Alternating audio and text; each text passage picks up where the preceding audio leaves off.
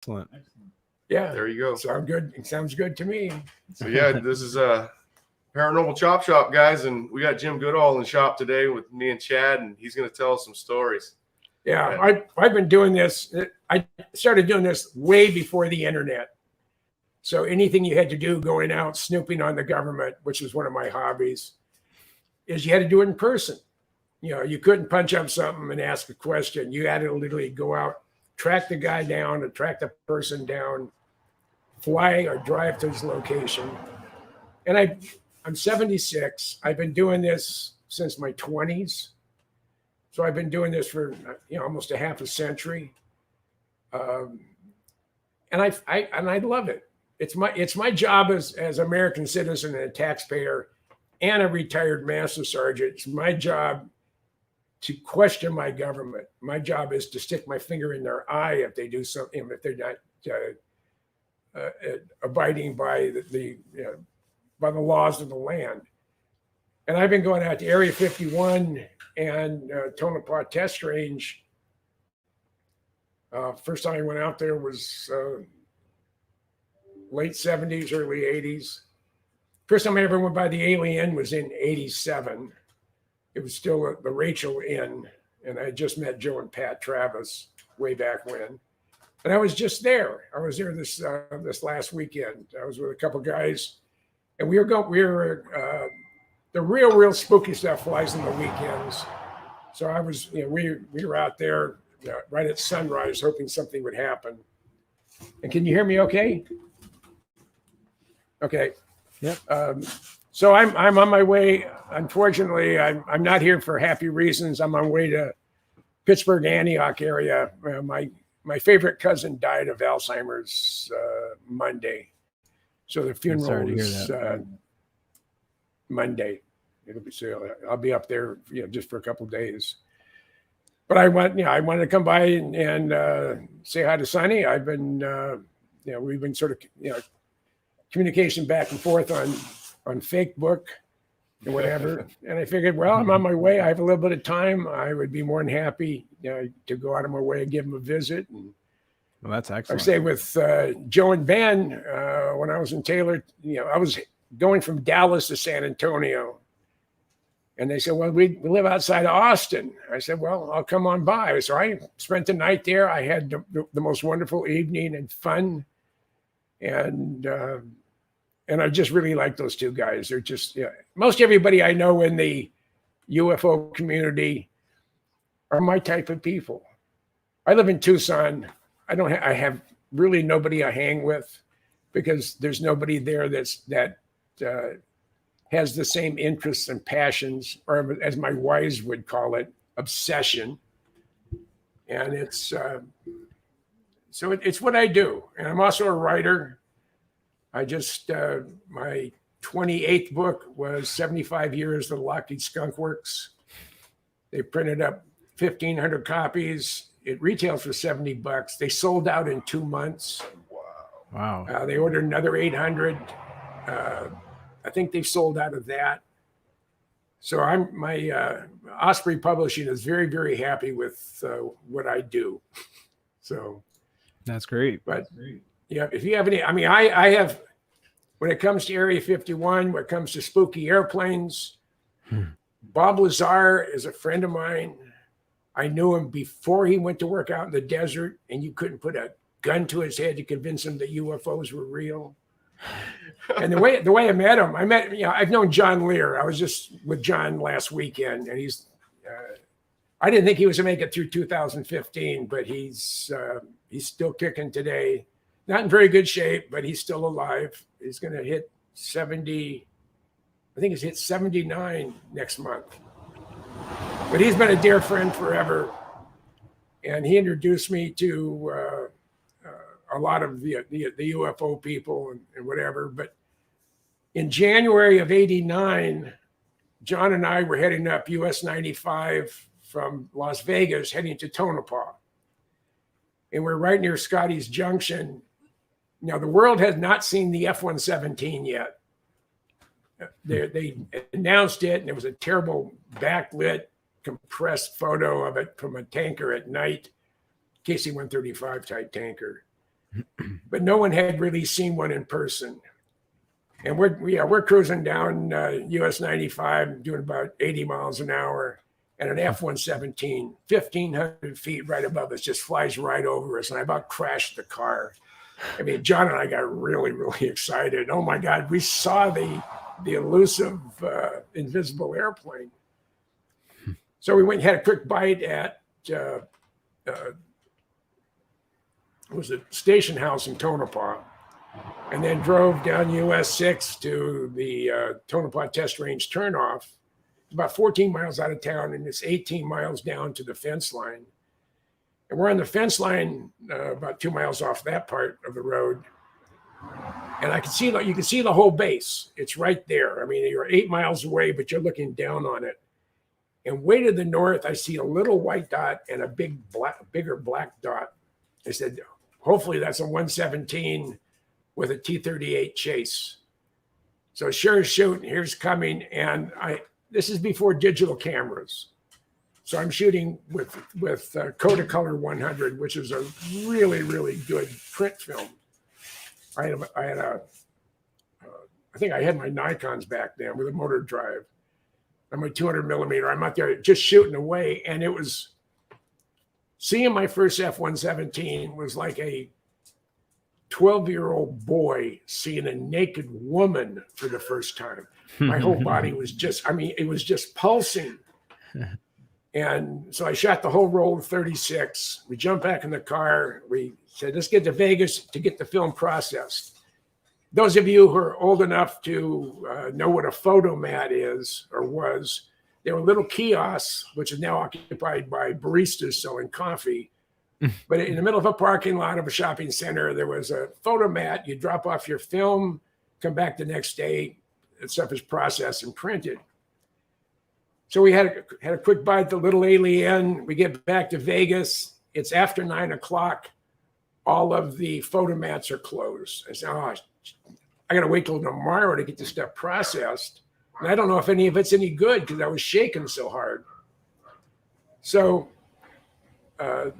John said, when we get back to my house, shortly after we get there, I got a buddy of mine coming over, just met him. He's just moving here from Albuquerque. And he's interviewing for a job out in the desert. Didn't know what, didn't know where, but it was to be in the desert somewhere. So we arrived at Lear's house in the north end of Las Vegas, and we're only there about 10 minutes, and hear a knock at the front door. John went to answer the door. This nice-looking young man comes in and introduces himself as Bob Lazar. He just moved there from Albuquerque. Been there about a month and a half. He's been interviewing out in the desert for a job out in the desert. Doesn't know what. So I told him, I said, hey, I got some print film. I said, I got the 117. No one's photographed it yet. I have it. I got to wait till tomorrow. And he said, well, I got a C41 processing unit at home. Let's jump in my car and get it processed. Shady. So we jump in this car, and we're not more than a half a block, maybe a block from Lear's house. And Lazard looks at me. He said, I feel sorry for that son of a bitch in Lear. I said, what do you mean you feel sorry for him? Then Lazar says, he's from this world famous aviation family. His dad brought Learjet to the world, and the dumb son of a bitch believes in UFOs. Said, you can't put a gun to my head to convince me to UFOs. If I can't prove it mathematically or touch it, it doesn't exist. Of course, we all know, less than a year later, or about a year later, here was a silhouetted guy named Jarrett talking about reverse engineering of alien spacecraft at a place called S4. Uh-oh. Shut that. We're being transported to a different universe. Yeah, you're getting locked down over there. So, what did that thing say? So, Lazar was about as anti-UFO as you could ever be. And next thing you know, he's talking to George Knapp, who I've known for about 40 years as well, talking about doing reverse engineering on alien spacecraft at a location called S4.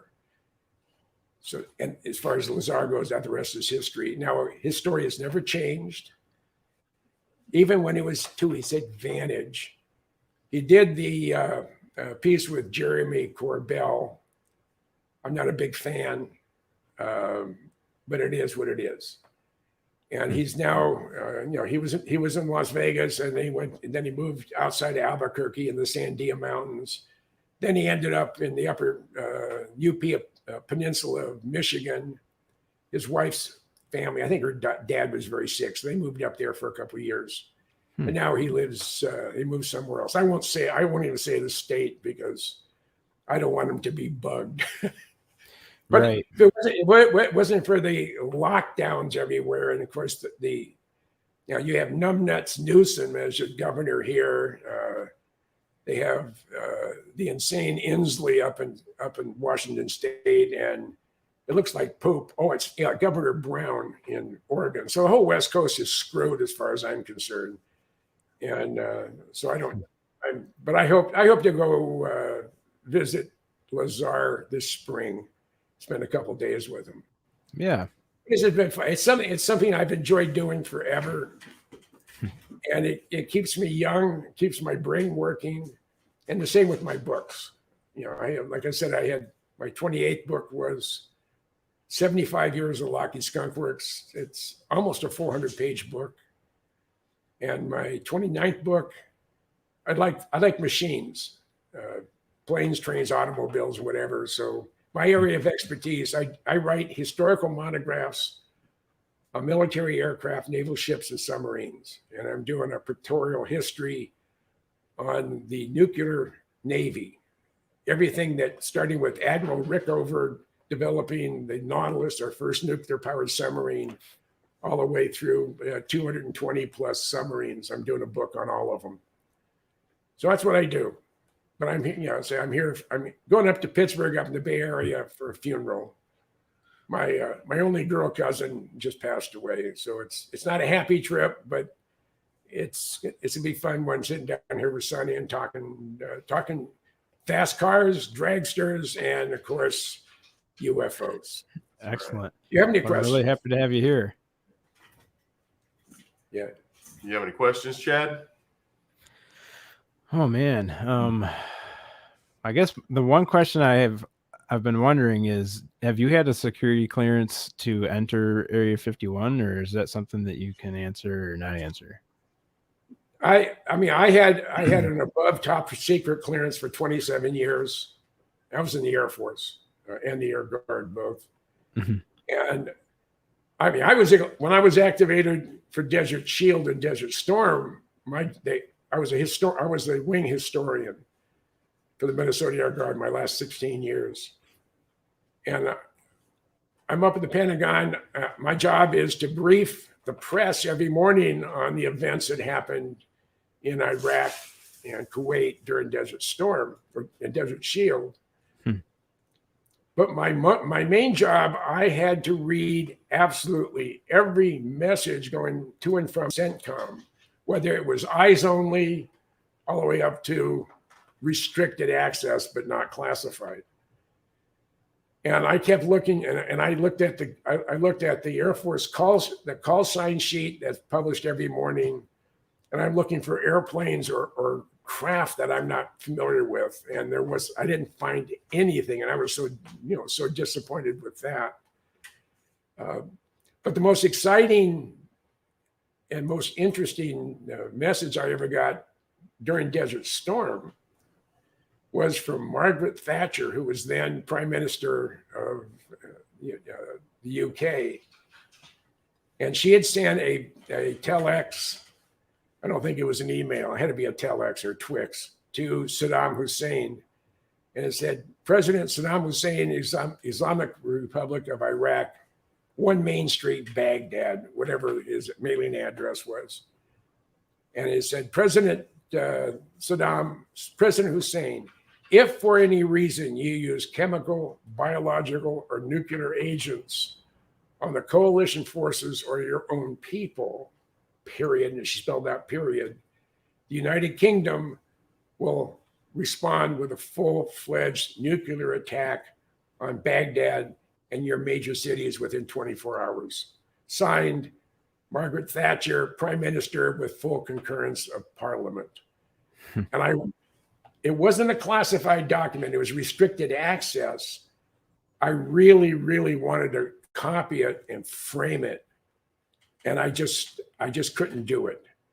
I had a high clearance for a long time. There's no way I was going to jeopardize, my time by copying something I wasn't supposed to. So I didn't, but I did read it. And every time I mention it, I get goosebumps because we were this close of having a full-fledged nuclear attack on Iraq. So. Yeah, that does give me goosebumps. Now you have to speak. I'm real hard of hearing. Oh, okay. So, yeah, okay. I said that gives me goosebumps too. That's way too close for comfort. Yeah. So I have another example because I travel a lot and I'm a fairly good interviewer. I had my dad was a electrical engineer, and he had his last 15 years of his life, he did contract engineering all over the country. In his last job, he was at Arnold Air Force Base in Tullahoma, Tennessee, and he was setting up the environmental equipment for a high altitude rocket engine test facility. So I was down in Tullahoma a couple of times to visit my dad, and there's a retired SR-71 pilot lived in Lynchburg, which is just right down the road, 11 miles down the road, also the home of Jack Daniels. And so I called up, his name is Dave Fruhoff, and I called up Dave and said, hey, can I come and get an interview? He said, sure. Because he crashed one of the 20 Blackbirds that crashed in its lifetime. He was a student pilot. So I went there to interview him for that. So we went through the whole interview process, and I asked him, I say, Dave, do you believe in UFOs? He said, absolutely, positively, they do exist. I said, you want to expand upon that? And he said, yeah, which really surprised me. And I said, well, what happened? He said, in late 72, early 73, he was an SR-71 pilot. He was at Detachment 1 at Kadena Air Base, Okinawa. He's doing a night training mission. Now, the SR-71 was primarily a daylight spy plane, same with his predecessor, the A-12. That's the single-place Blackbird. He said he's at 78,000 feet, Mach 2.7, about a three-quarter moon off of the left side of the airplane. It's at night. It's 11:30 at night, and he's headed in a straight line. And all of a sudden, he gets a glint off something metallic. He said probably 6,000 or 7,000 feet above him and 5 or 6 miles away. So he gets on the radio, gets on secure voice, and he contacts Kadena, Okinawa, where Det 1 is operating out of, to see if there's another SR-71 up. He said, Dave, you were briefing. You're the only bird up there. So I'm gonna take a closer look. So at Mach 2.7 at 78,000 feet, the SR-71 is in absolute minimum burner. The airplane likes to fly fast. So without taking his eyes off the object, he pushes the throttles forward, he starts accelerating, and he starts climbing at about a 10-degree bank as he's heading towards this other object that's going along the same speed as him. And he figured when he was still a mile or two away and still 1,000 or so feet below it, this thing took off on about a 30-degree angle of attack and left him like he's heading the other direction. Said the object was metallic, but it had edges to it, and that's where he's getting the glint. And he figured he lost it going through between 180 and 200,000 feet. So fast forward to 1980, he retires from the Air Force. He's looking to continue employment, and he gets a job as facility manager at Area 51.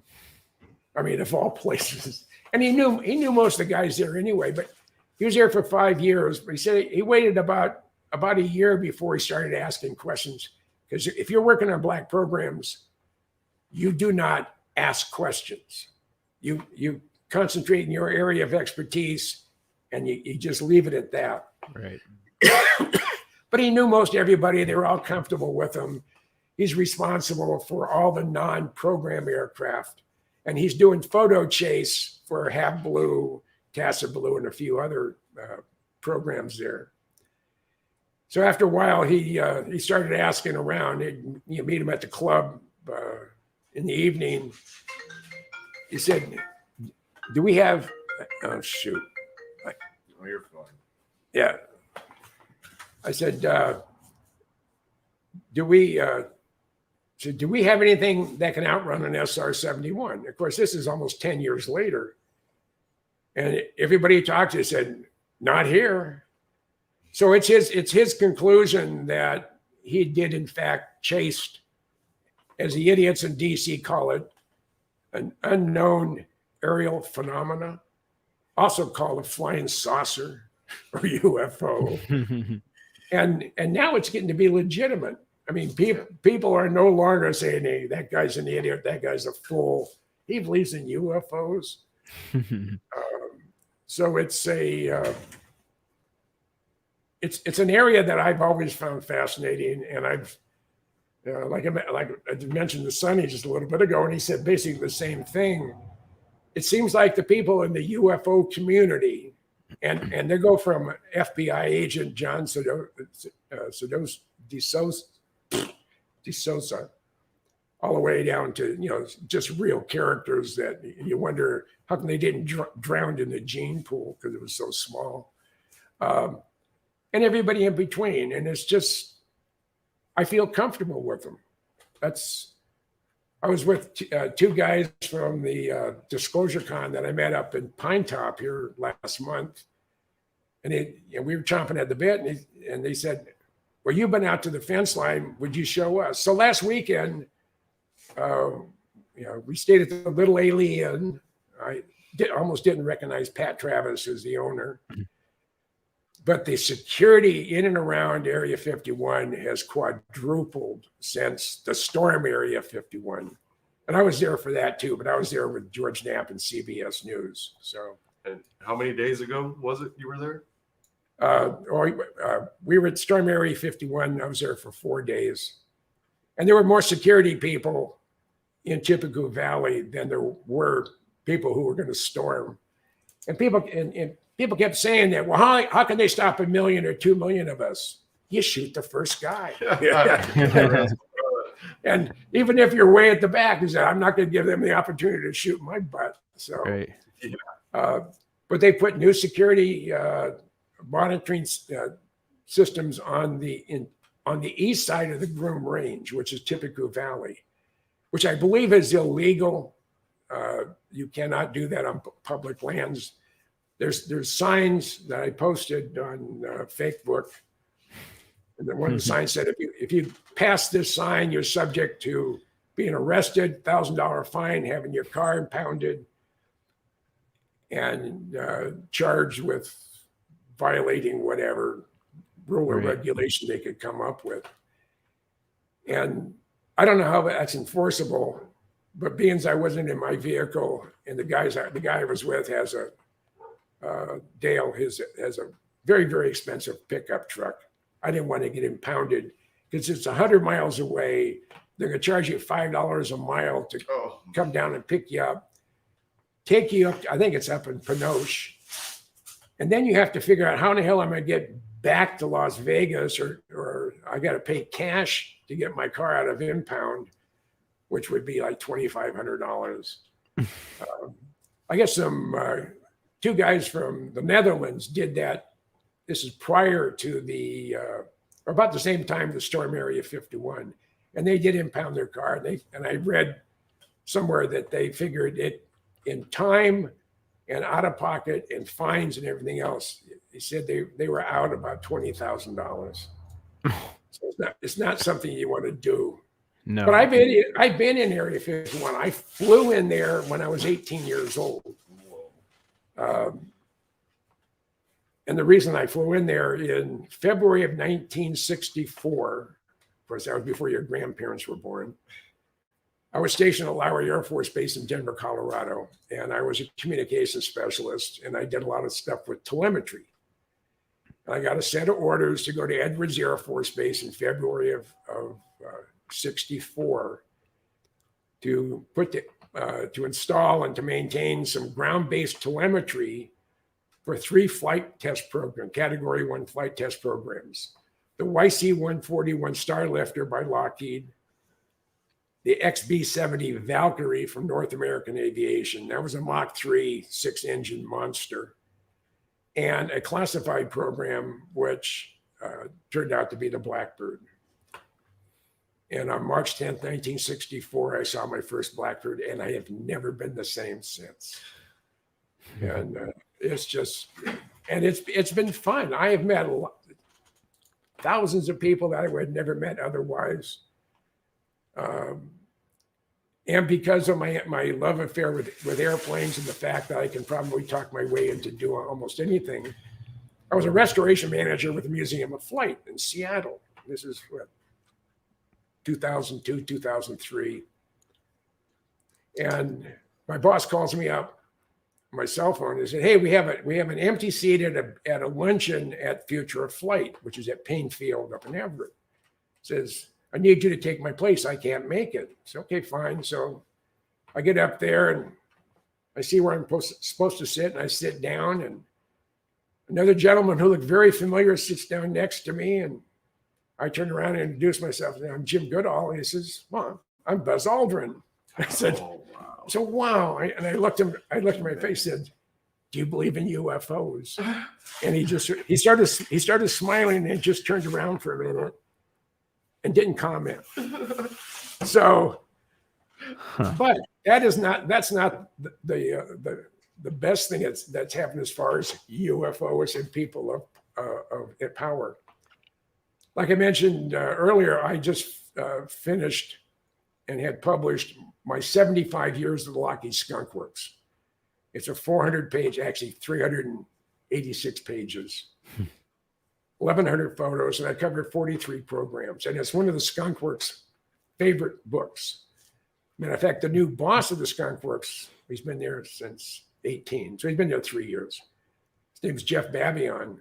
He says his 3 favorite books in the whole wide world are my Blackbird book, which I did with Sheffer Publishing, and my 75 years of Lockheed Skunk Works. He said, those 2 books are in my man cave, and no one is allowed to touch them. So the book came out. I sent him a whole bunch of copies of it. And I said, "I'd like to come by and do a book signing." And he said, "We'd love it." So on June 3rd of this year, I went to the Lockheed Skunk Works and did a book signing for the Vice President General Manager of the Lockheed Martin Skunk Works. Gave me a tour of the non-classified areas there at the Skunk Works. And then we headed over to the U-2 operation. So I'm in the backseat of the limousine. We're heading over, and it's just Jeff and myself. And I looked him right in the face. I said, "Jeff, I got a question." He said, "Sure, shoot. What is Lockheed Skunk Works' involvement in UFOs or UAPs or flying, whatever you want to call them?" And he looked at me right back in the eye and he said, "Jim," he said, "I have," and this is truth. He said, "I'm not feeding you a line of crap. If it was something I was dealing with, I would just say I can't comment.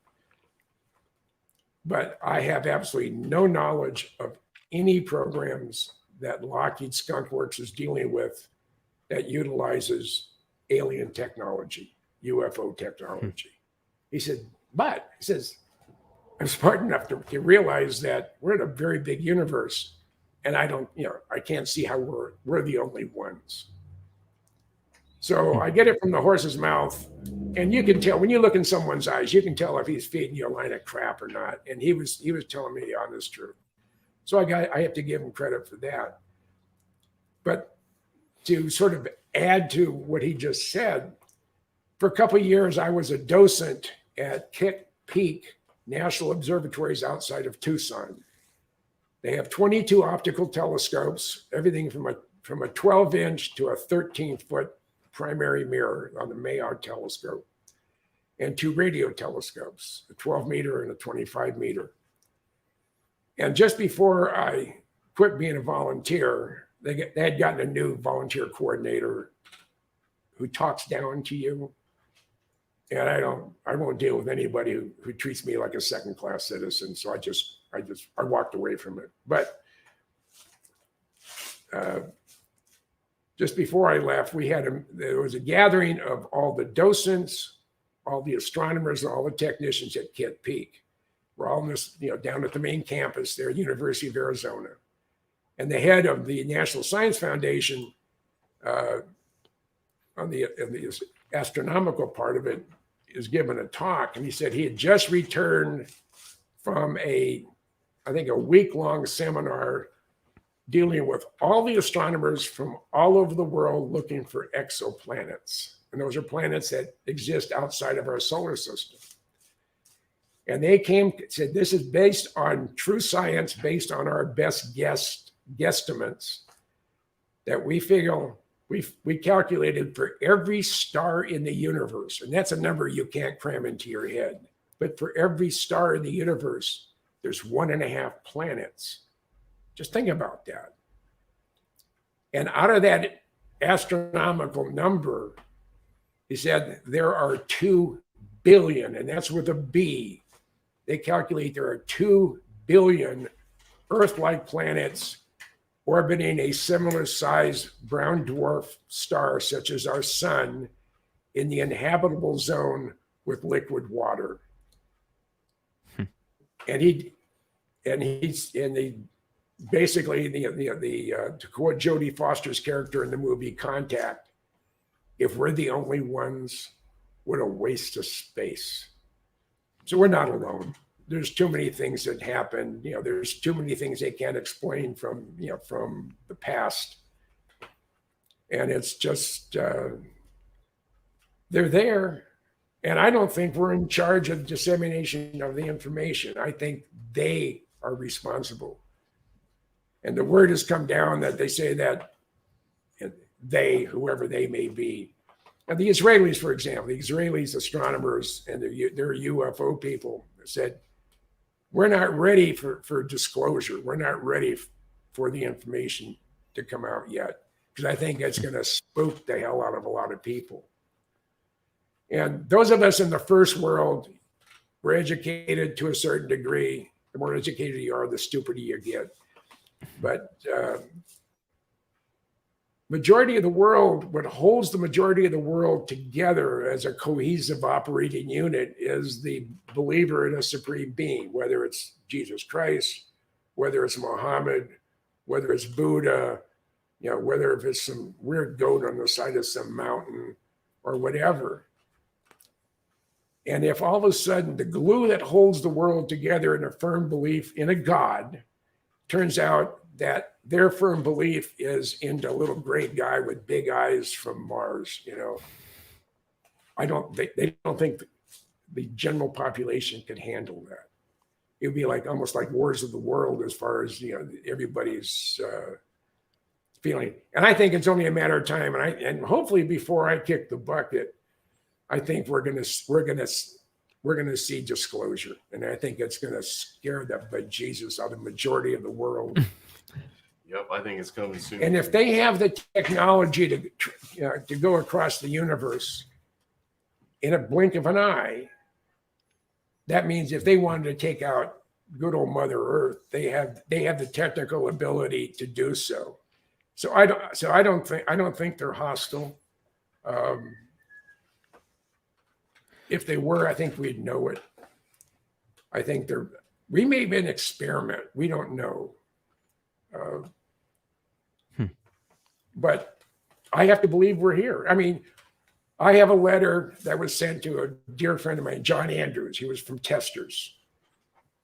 And we corresponded back and forth with Ben Rich, who at the time was the number 2 guy at the Skunk Works. And then when Kelly retired, he became the number 1 guy.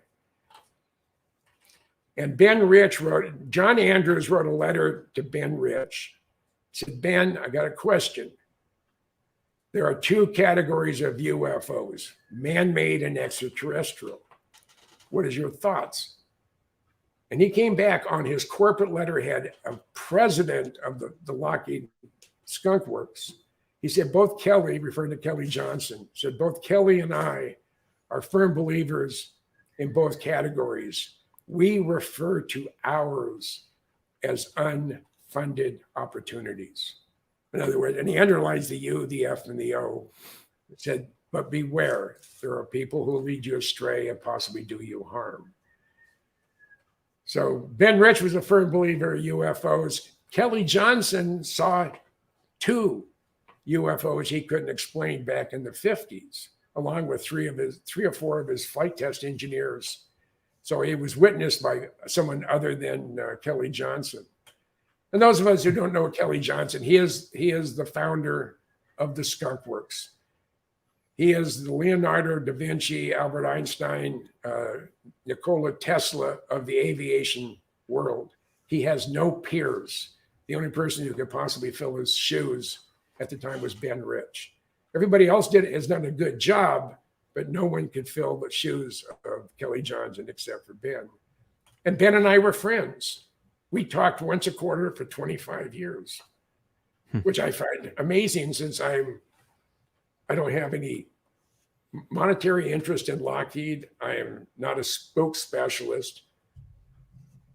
I'm a guy who likes airplanes, and I happen to really like Lockheed airplanes. So one of the problems I've had on taped interviews or live interviews, I don't give yes or no answers. Hey, that's fine. I'll run off on the mouth forever, it seems. That's awesome. We love that. That's good, man.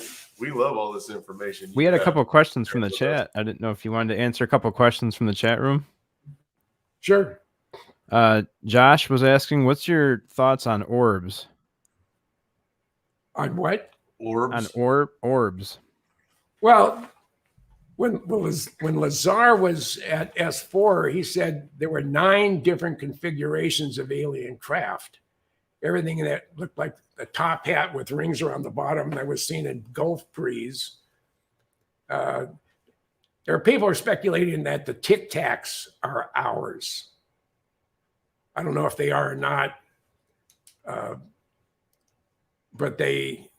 And the other thing is, John DeSouza, it turns out is a neighbor of mine. I mean, I've known him forever. I live in Oro Valley, Arizona. Turns out the cousin brothers came over from Hawaii, spent 4 days with me. That was a crazy 4 days, and it was fun. Doc Skinner came down. Michael Schratt was supposed to come out, but he couldn't because of restrictions here in California. And he said, we're going to go interview John. I said, well, where does John live? He said, well, he lives in Oro Valley. I said, well, we're in Oro Valley. Turns out he's 2.5 blocks away from my house. And I've been there for 8 years. He's been in his house for 8 years, and we've never run into each other. I would have recognized him. And his sweet wife, Bella, she's 4'10", maybe 4'11", just a cutie pie. And you would, if you saw her, you would never forget her. And same with John. He's a big guy. And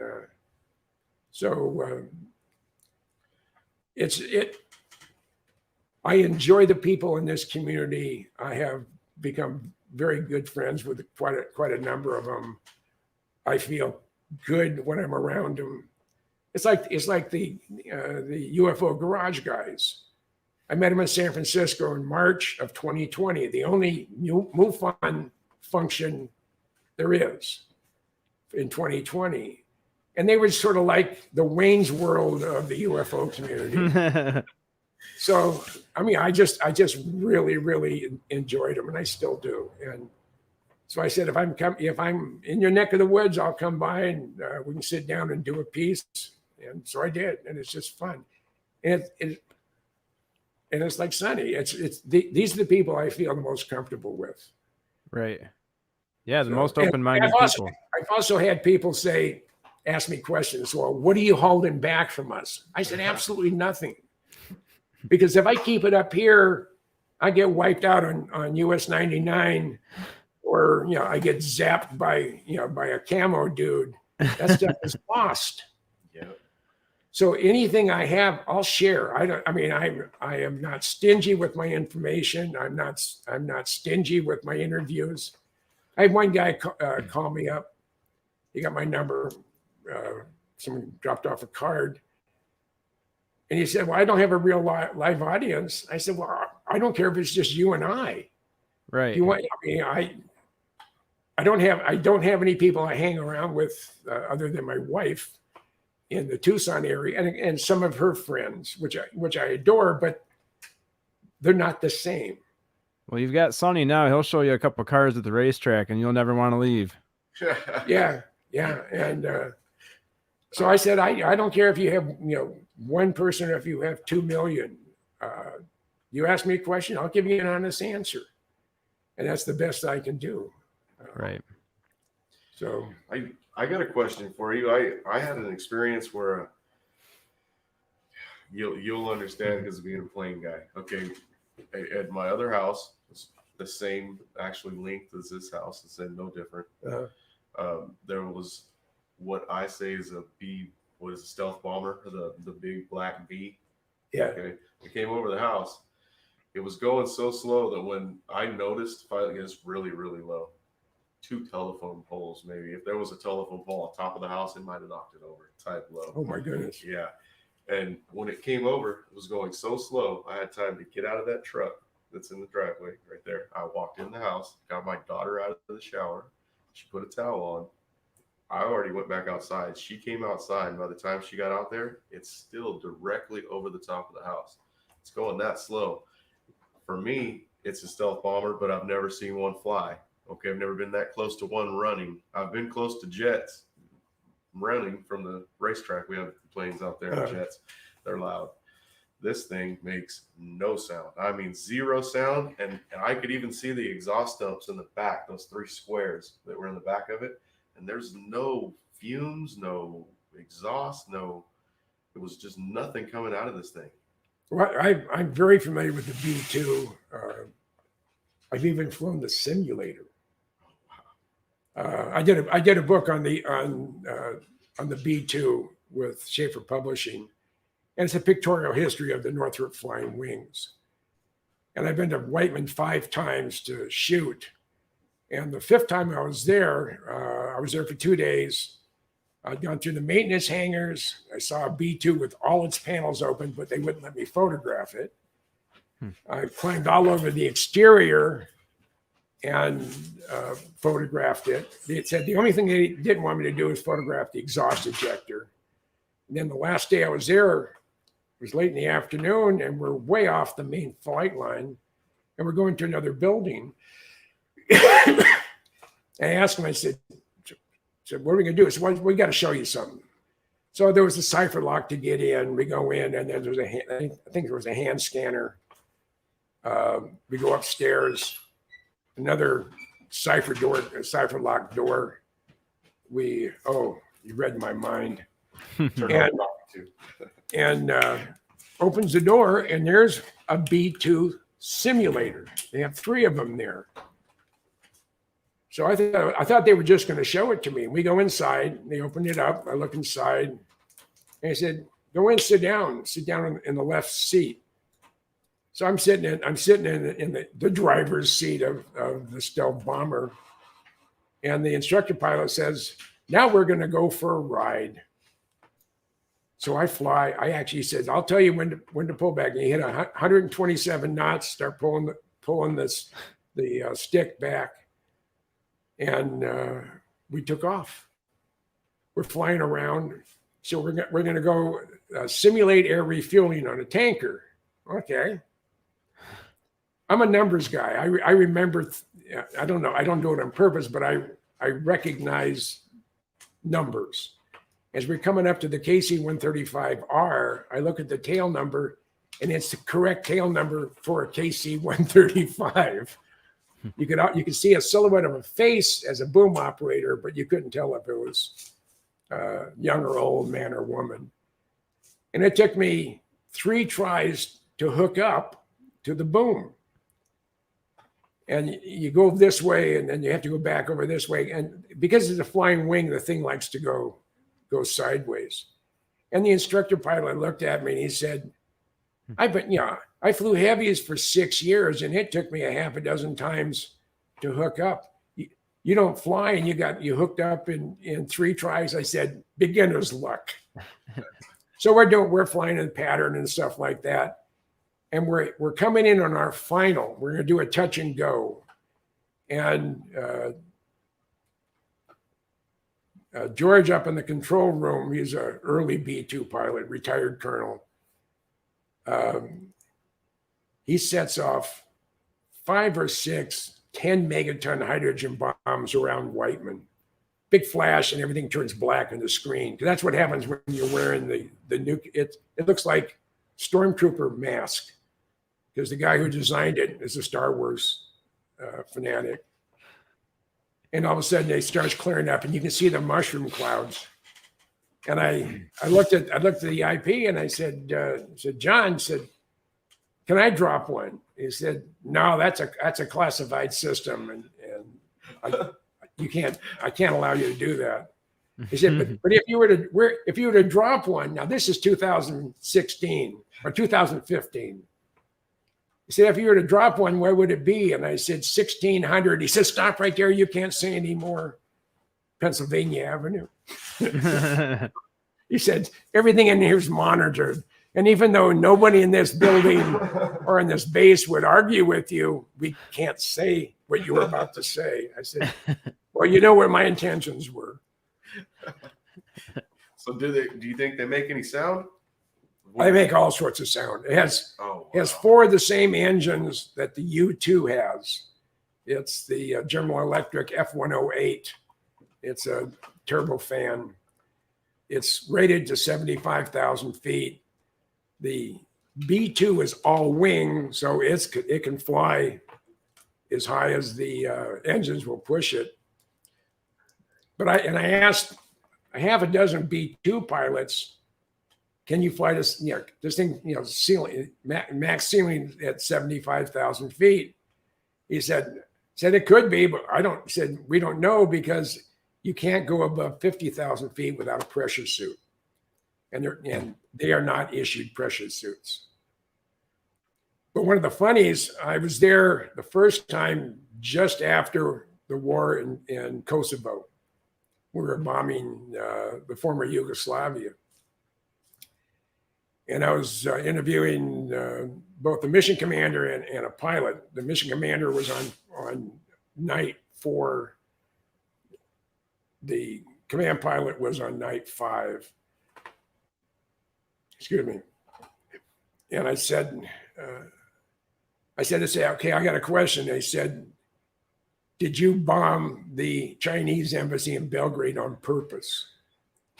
They both started laughing. They said, well, we had to pick a spot. We had to pick a time when almost nobody was there. We just wanted to get their attention. So we probably took out the janitor. Is that real? And he said, well, really, it's a no comment, but we were able to put a 2,000-pound bomb through the window. Wow. So GPS guided weapons, you can do a real number. Yeah, and it's just the B-2. It's hard to believe it's been flying for 32 years, almost 33 years. And and the F-117, I was the first guy to photograph the F-117. And now you can go to Palm Springs Museum, you can go to museums, and they're all gone. But they're still flying 4 or 5 out of Tonopah Test Range. And they're using them to simulate Russian and Chinese stealth aircraft in a wartime scenario.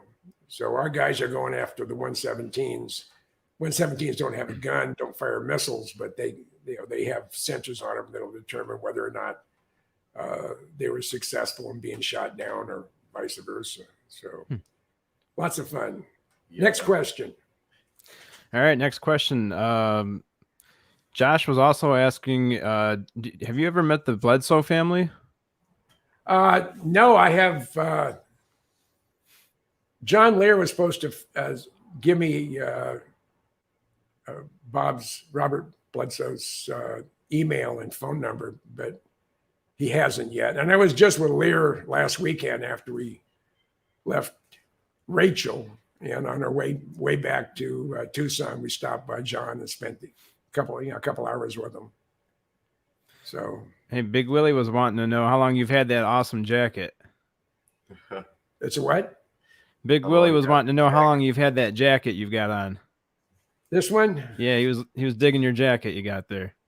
Yeah, I had a 2005 Road King Classic with Screaming Eagle motor, and I put 70,000 miles on it in 10 years. I've been all over the country in it. But coming back from Sturgis in 2013, I hit standing water outside of Fiona, Texas. I was doing 70 miles an hour. All of a sudden, the bike started going like this. And I knew I was leaving it. And my only thought was, shit, I didn't want to go this way. I mean, Right. I was supposed to have died 36 years ago. I had a brain tumor, and I was under anesthesia for 11 hours. The surgery was 9.5, and I wasn't supposed to make it. So I've come to terms with dying, and I don't want to go before my time, but I'm not afraid to die. But my only thought was I didn't want my wife to have to identify a bunch of ground up hamburger that once represented her husband. But I had my full leather, full helmet, gloves, boots, chaps, the whole bit. And when the bike went like this, I don't remember leaving, but I do remember somewhere along the line as I'm hydroplaning, I'm on 3 to 4 inches of water. That's how much standing water was on the road. And I have my arms crossed, my legs crossed, and I'm just hydroplaning right next to it. My bike went this way, I went that way. We stayed that way the whole way.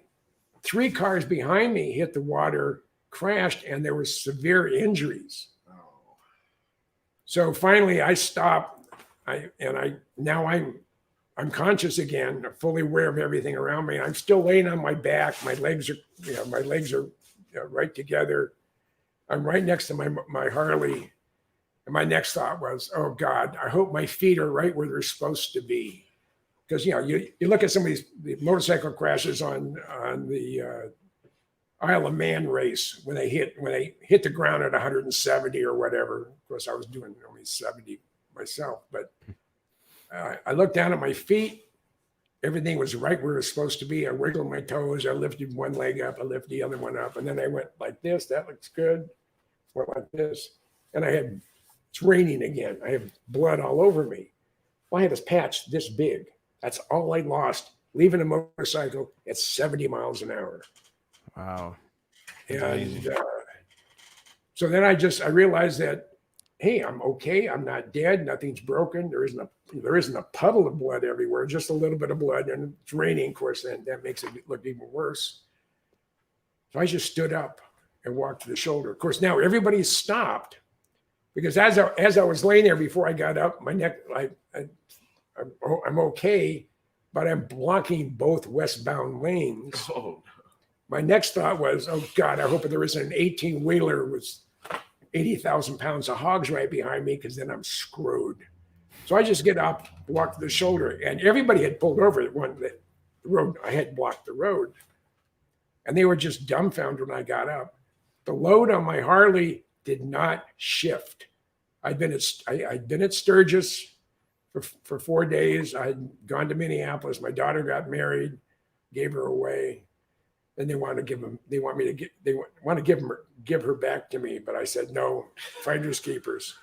I love my daughter. She's a real sweetie. And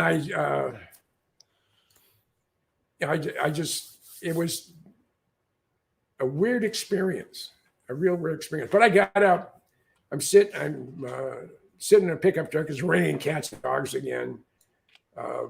Quit raining. A bunch of us went out.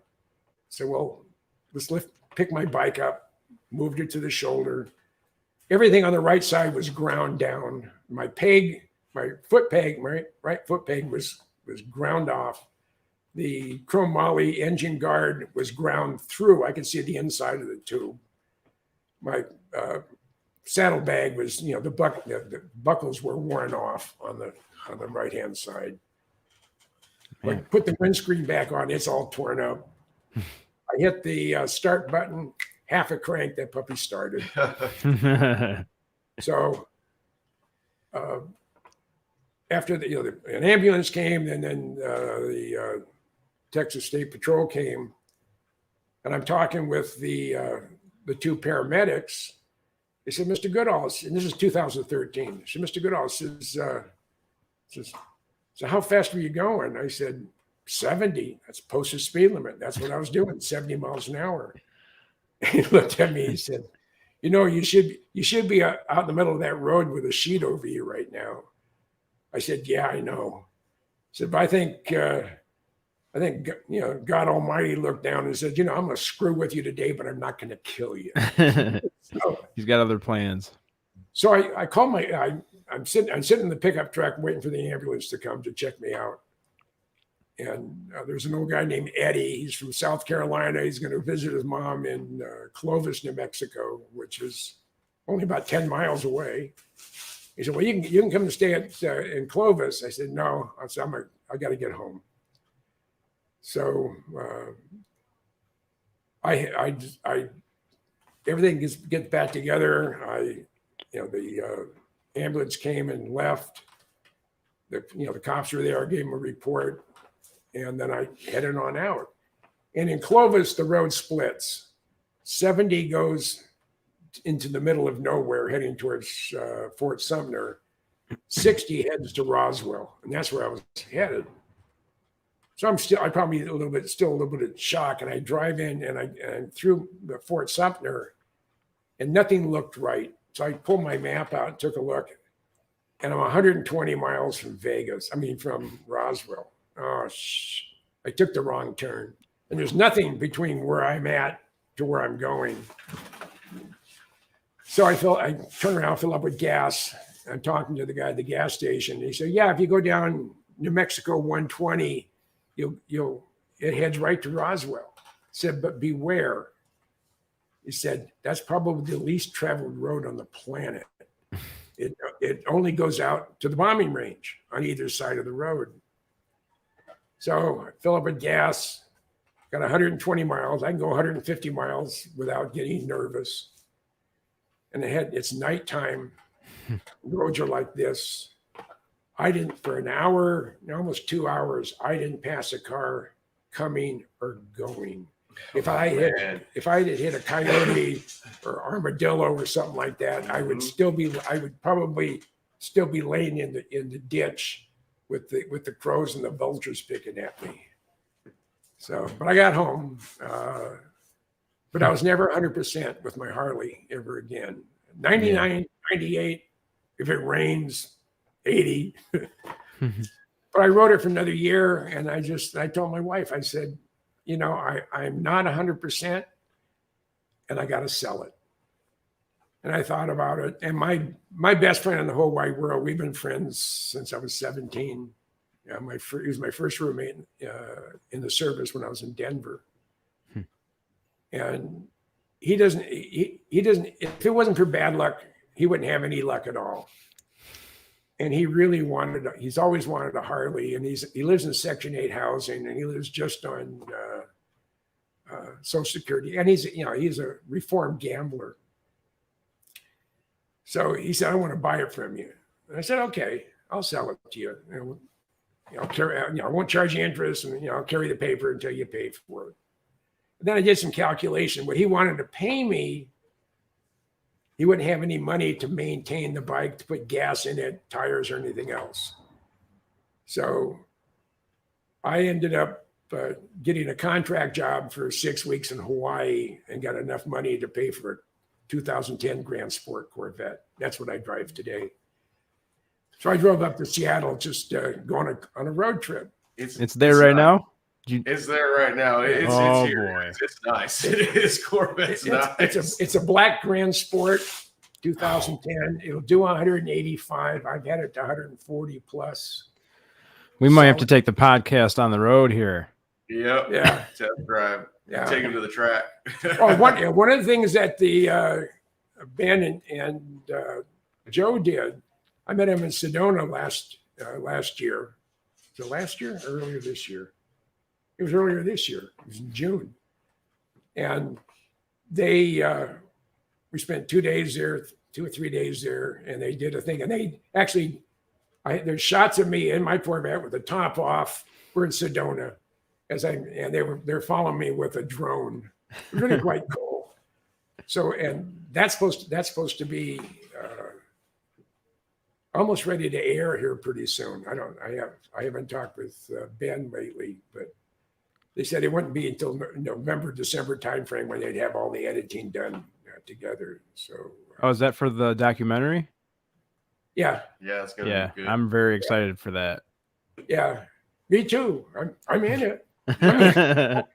I'm in 3 of them with the Cousin Brothers. I've been with Doc Skinner a couple of times.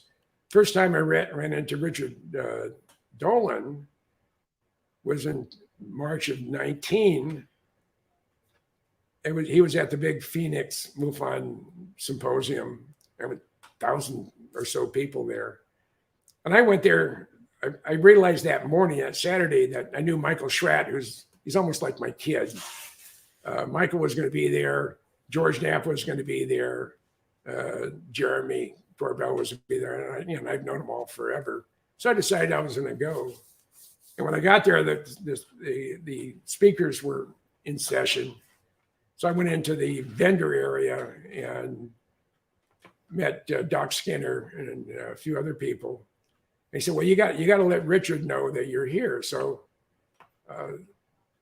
now the speaker it's in between speakers. He's at his table, just surrounded by people, and I couldn't get his attention. So I just stuck my hand through the crowd, dropped my card on his table, and just kept on going.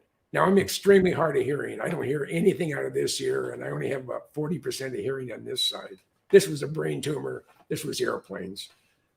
And all of a sudden I hear, Jim, I just keep on going. I don't know anybody there. Goodall. I turned around and it's Richard Dolan. And we just hit it off. And he said, "Well, when you get home, let's get on a Zoom call." So I was on it for 3 hours with Richard. He aired 90 minutes of it, but I was on for 3 hours with it. And it was just fun. Yeah, it's fun. That was my first podcast or my first anything with UFOs. Because for 10 years, when I lived in Hawaii, I was a curator at the Pacific Aviation Museum in Pearl Harbor for 4 years. And I was single, and the island kept getting smaller and smaller. And I had dated everybody that was eligible on the island, plus or minus 10, 15 years of my age. So Hawaii is a wonderful place. It isn't anymore. The pandemic has killed it. Everything that was funky about Hawaii is now gone, boarded up or torn down. So it's a shame. But I had another question for you. Do you have any opinion on the link between UFOs and water? well, none of us can survive without water, whether it's salt water or fresh water. There's been reports of craft. That one pilot, they've never found any trace of him. A private pilot. I think he was going from Tasmania back up to the mainland of Australia. He's only 20 miles off of Adeline, I think it was. And he mentions there's some large craft is right over me. I don't know what it is, and disappears off radar. There's no trace of him. But he said this thing came out of the water and absconded with him, I guess. And there's been way too many reports. One of the Tic Tac shots has one hitting the water or coming out of the water. And when I was talking with John DeSosa, he said the information that the military has released and this so-called joke of a UFO review and disclosure, he said, they released the worst possible images that they have. I mean, as far as quality goes, they had to scrape the bottom of the barrel to get that stuff to show it in public, because they have they have some high resolution stuff that would blow you away. I mean, I don't know if you can count rivets or panel lines in the craft, but they have some incredible imagery in it that has not been released. Is there stuff that you've seen that we haven't seen that hasn't been released? No, and I keep hoping that I was out. Now this is back in the 90s. I'm in the middle of Tippecanoe Valley, which is due east of Area 51. It's just a sliver of a moon. It was going down below the horizon. And the stars are bright enough you can almost read once your eyes have gotten used to it. But when the sun went completely down, it was so dark I couldn't see my feet until my eyes adjusted. And I'm sitting there thinking, I said, okay, they say that you communicate telepathy, through telepathy. It says, abduct me. Let me bring my camera, but I want to be abducted, please. And I was out there about 2 hours, and it was just absolutely stunningly beautiful out there. But I was, to my knowledge, I wasn't abducted. Yeah, you don't have any missing time, huh? There isn't any missing time. Well, there's been missing time, but that all had to do with alcohol or drugs, so it doesn't count. Yeah. Jim, you need to. But there's nothing out there. I will, like I said earlier, and I've mentioned to everybody, I will not hold back on anything that I know. And I only relate to stuff that I have interviewed the person in person, or I've experienced it myself. So, me talking with Bob Lazar, that wasn't something I read on the internet. That was something I had a conversation I had directly with Bob Lazar in his car when he says that you couldn't put a gun to his head to convince him that UFOs were real. Right. So it's, and that's sort of my mantra. I'm more than willing, if I were to find something on this afternoon, if I were to capture a UFO and I've hogtied an alien, whether it's a gray or a lizard or whatever it is, and I have them in the back. I can't fit them in the back of my car; it's too small. But I've absconded with him, and I have pictures of him, and he's let me do an interview with him. I would share that instantly. I would do it live. So the answer is, if I find out something, you're going to know about it, or at least the UFOs community is going to know about it. Awesome. Hey, have you ever had any interactions with the camo dude? Well, they know. I mean, most of them are retired or have died since I spent a lot of time out in the desert, because I quit doing that near the end of the 90s. I had married the fraud. She was wife number 3. And I didn't travel much because she would bitch about it all the time, but that's neither here nor there. So everything, anything that I've experienced, I'm more than happy to share. I mean, because if you don't, it's not doing you any good. I mean, I've run into people, why I have some information, but I'm keeping it close to my chest. Why? Right. I mean, is there a monetary value for you not releasing it? Or is there a monetary value of you're going to release it at a certain point? And they won't answer my question. Do you have a story that you haven't shared that you've been waiting to share that you haven't shared yet? No, I share everything. That's Yeah. one of my strong points, I guess. Yeah. I follow him on Facebook. He puts out a lot of info out there. Yeah, I mean, like I say, I was just out there. I had to turn around and head up to the Bay Area to go to a funeral. My only girl cousin, she was like my sister. She's been in my life my entire life, and she died of Alzheimer's and problems associated with it. So I'm going up to the funeral. I think it's tomorrow, I think it's Monday, excuse me. Today's Saturday, is that right? Saturday, yeah. When When you're retired, I have to look at my cell phone or my computer. It's such and such. Oh yeah. And it's not June. Oh, it's November. Oh, okay. I experienced a little bit of that when I was laid off for 9 weeks, not too long ago. Chad, he's got some stories about drag racing too. He used to be. I've been a drag racer. Well, I started to go to Fremont and Half Moon Bay, starting in '57. I mentioned to Sonny that it was at Fremont. Don Garlis was there with Swamp Rat 4. It wasn't, it was, the engine was in front. He hadn't gotten to the rear engine ones yet. And it had just made the papers that some group of scientists had done some calculations on drag racing and said, regardless of your horsepower, if your acceleration is geared exclusively with the tire contact with the pavement, they did calculations and this and that, and said the fastest you could ever obtain speed from stop to the end of 1,320 feet is 158 miles an hour. Well, about a week after they made this statement, and it made the San Jose Mercury News and made the San Francisco Chronicle and a few other things, Don Garland went in and hit 162 and then backed it up. And now, motorcycles.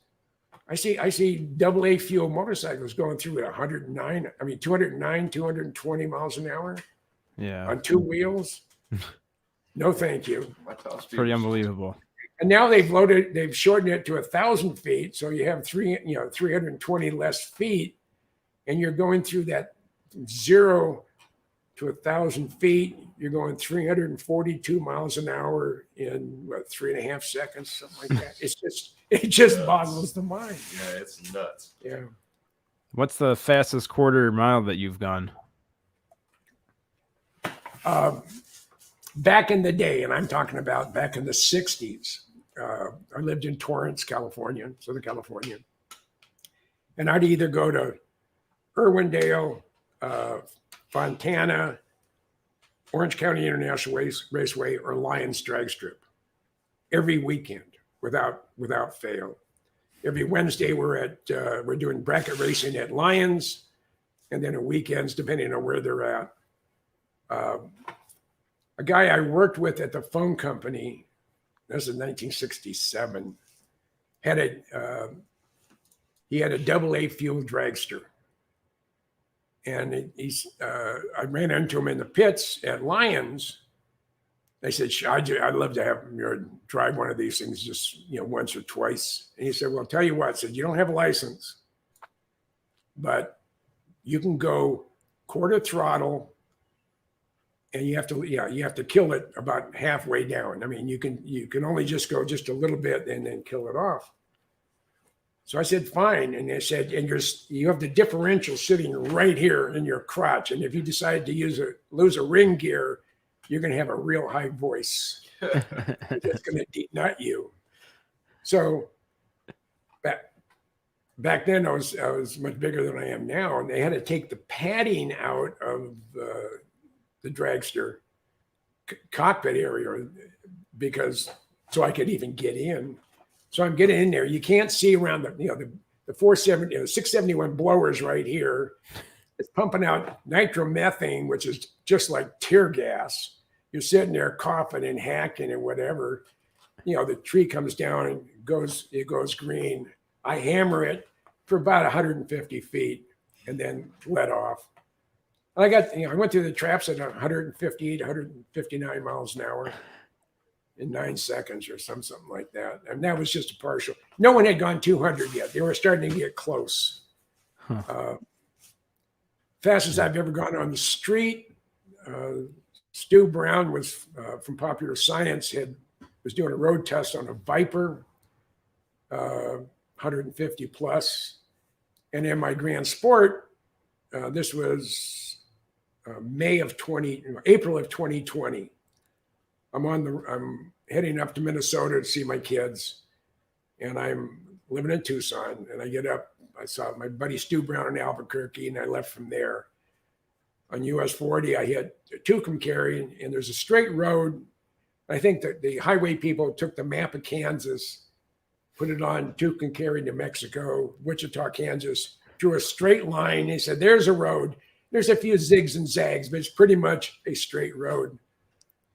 And there's almost no road traffic at all, but I got out there and I'm behind 20 or 30 semis that do 50 miles an hour.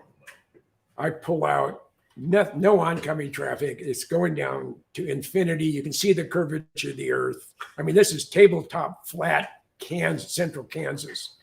There's no place for a cop to hide. So I pulled out and I hammered it. And as I'm going by, I'm getting horns are honking, hands are out, thumbs up, lights are flashing. And as I passed the lead truck, it was going up above 140, and I let off, and it was rock solid. And the thing that's amazing, a 430 horsepower car that'll do 185 miles an hour stock. I get 25 miles to the gallon, cruising at 85 everywhere I go. I love it. I absolutely love my car. It's black. My license plate is SR71, and then I have FT. So what's FT stand for? Flight test. So I worked on them. I helped take three of them apart to move. My Blackbird was the 8th CIA version of the Blackbird. It's an A12, number of 128. And I moved it in. Not only did I scrounge a Blackbird, thanks to Ben Rich, I got the entire Minnesota congressional delegation to sign off on my letter justifying it. I had 5 Democrats and 5 Republicans all agree on the same thing to sign this document. They've never agreed to anything before or since. And 5 of the first 12 guys to fly the Blackbird, the A-12 CIA version, I'm going to use the restroom. I'll be right back. learned how to fly in the Air Guard. I got a lot of their flying. And being a member of the Air Guard, Air Guard Museum, Honeywell made all the electronics. That's a Minnesota company. Rosemont had the flight data system, the static pitot tube system, and other sensors. That's a Minnesota company. 3M supplies a lot of the adhesives and special other chemicals. And Sheldall, I think, makes a lot of the flexible circuitry for the Blackbird. That was my justification. So I went to my boss, who was a 2-star, and I said, General Schwab, I want to get a Blackbird for our museum. And he starts laughing at me. I said, General, rather than say no, give me a reason, give me the opportunity to fail. He said, all right, smarty, how are you going to get it here? It doesn't fly. I said, I got that covered. So what do you mean? So I contacted the Adjutant General for the state of New York, the New York Air Guard and Army Guard, the AG, they call him a tag, the Adjutant General. And I called up General Weaver, and I said, General Weaver, this is Sergeant Goodall with the 133rd. What can I do for you, Sarge? I said, I got a question that I know you can answer. How would the New York Air Guard like to move the world's fastest airplane in a couple of your C-5s? And he said, you mean the Blackbird? I said, yes, sir. He said, when you're ready, you call Will. And a friend of mine, Arnie Gunderson, was Mr. J58 at Pratt & Whitney. He was trying to get a Blackbird to put on a wind vane at West Palm Beach, where they build the engines and modify and work on the engines for the Blackbird. And he had inquired to Air Force. He said, okay, we want to rent or lease a C-5 to move an airplane from the West Coast to West Palm Beach. And the Air Force says, yeah, we'll lease it to you, but it's going to be $967,000 plus gas. And I scrounged 2 C-5s for free. Yes, sir. Coffee? Pardon? Cup of coffee? No, just water's fine. Yeah. So I told General Schwab, I said, General, I got that covered. I said, I got 2 C-5s. And I got the Dayton Hudson Corporation, which is now Target.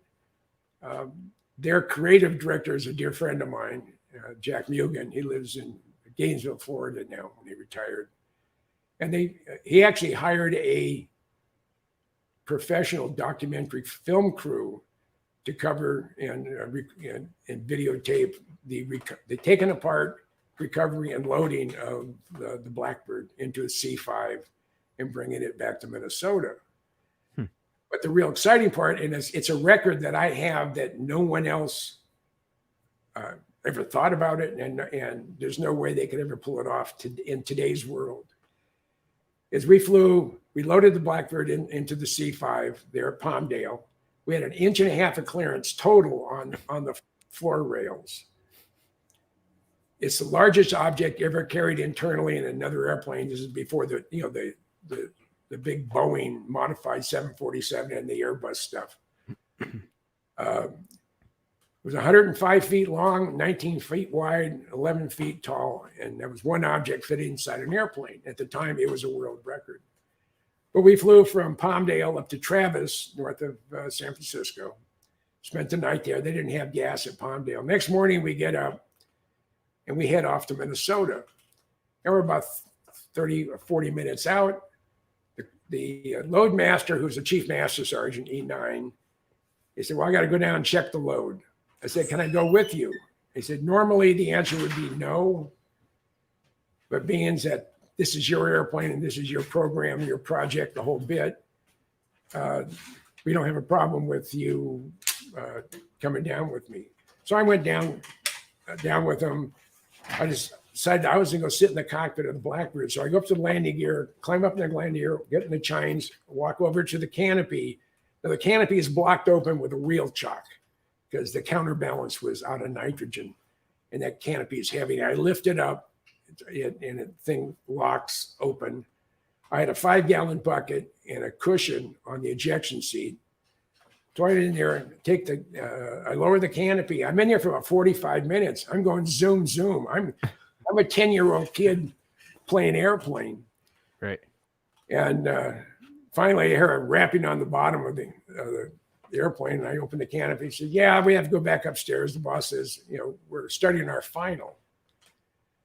So, okay. So I go back upstairs, and we're still a ways before start our final. So finally, the chief comes back and said, the boss said, you can be in the cockpit when we land.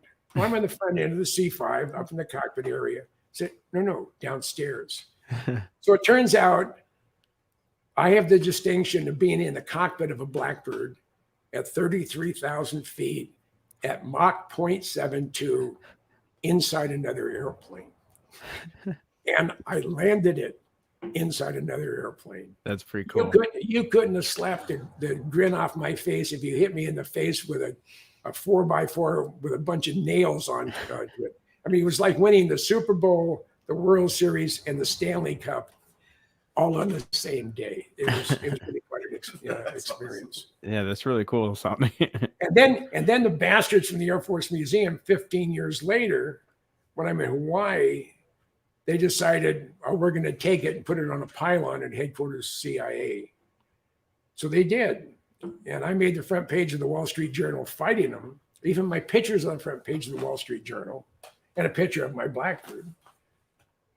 And so they come and they abscond with it. They move it to the DC area. They build a Blackbird Air Park just for the A-12. And they come out with a booklet on Archangel, a history of the Blackbird, the CIA version of the Blackbird. So I get a copy of the publication. I go through the first photo. When you open up, the first photo is my shot of my A-12 from the top of the alert hangar looking down on it. No photo credit, and they didn't ask me. And I got a buddy of mine, Jim Stevenson, back in DC. He doesn't have a law degree, but he went to Harvard, studied law. And his expertise is copyrights and stuff, infringement. I called up Jim and I said, the bastards at CIA came up with a publication, used my photo, and didn't give me photo credit, or didn't even ask me. And that just pissed me off. He said, you can unauthorized use of copyrighted material in a government publication. You can sue them for as much as $37,500. So I sent a bill to CIA for $37,500 for the improper use of my photograph. And I get a nasty gram from the legal department there at CIA saying, well, we could have asked Lockheed and got it for free, or we could have gone to Stock Photo Place and got it for $500. And my response back to him, if you could have, you would have. Said, that's my photo. Well, how do we know it's yours? I said, well, it's been in 10 different books, including the Wall Street Journal. And after it says photo by Jim Goodall, and there's a little circle with a C in it. I think that's a copyright.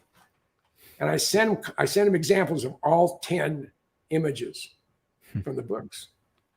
I get a call from the chief legal counsel for the director of Central Intelligence. I mean, you can't go up in the food chain any higher than that. He said, Mr. Goodall, we understand that is your photograph and it was improperly used, but we cannot we can legally, but we cannot justify $37,500. I'd have been satisfied with $150 to $500. I'd have been thrilled. I said, well, make me an offer I can't refuse. They said, okay, $5,000. I said, I'll accept that with one addition. I said, what's that? He said, I want to come on to the campus of the CIA and I want to photograph my airplane. I want to do a complete 360-degree walk around with no restrictions. So, well, that's going to require the approval of the director of Central Intelligence. Okay. So I get another call back from Mr. Levine. He said, Mr. Goodall, he said, I've gotten the okay. When would you like to come and visit your airplane? Mm-hmm. I said, 22 April 2009. I was in DC to see a buddy of mine. I said, okay, so we'll set that up. So 22nd of April, I'm going to rent a car. I come in, Contractor's Gate. As I'm rolling down my window, before I said anything, the guard said, Mr. Goodall, welcome to CIA. So here's a pass. It says for DV only. You park right at the front door. You'll see the sign said DV.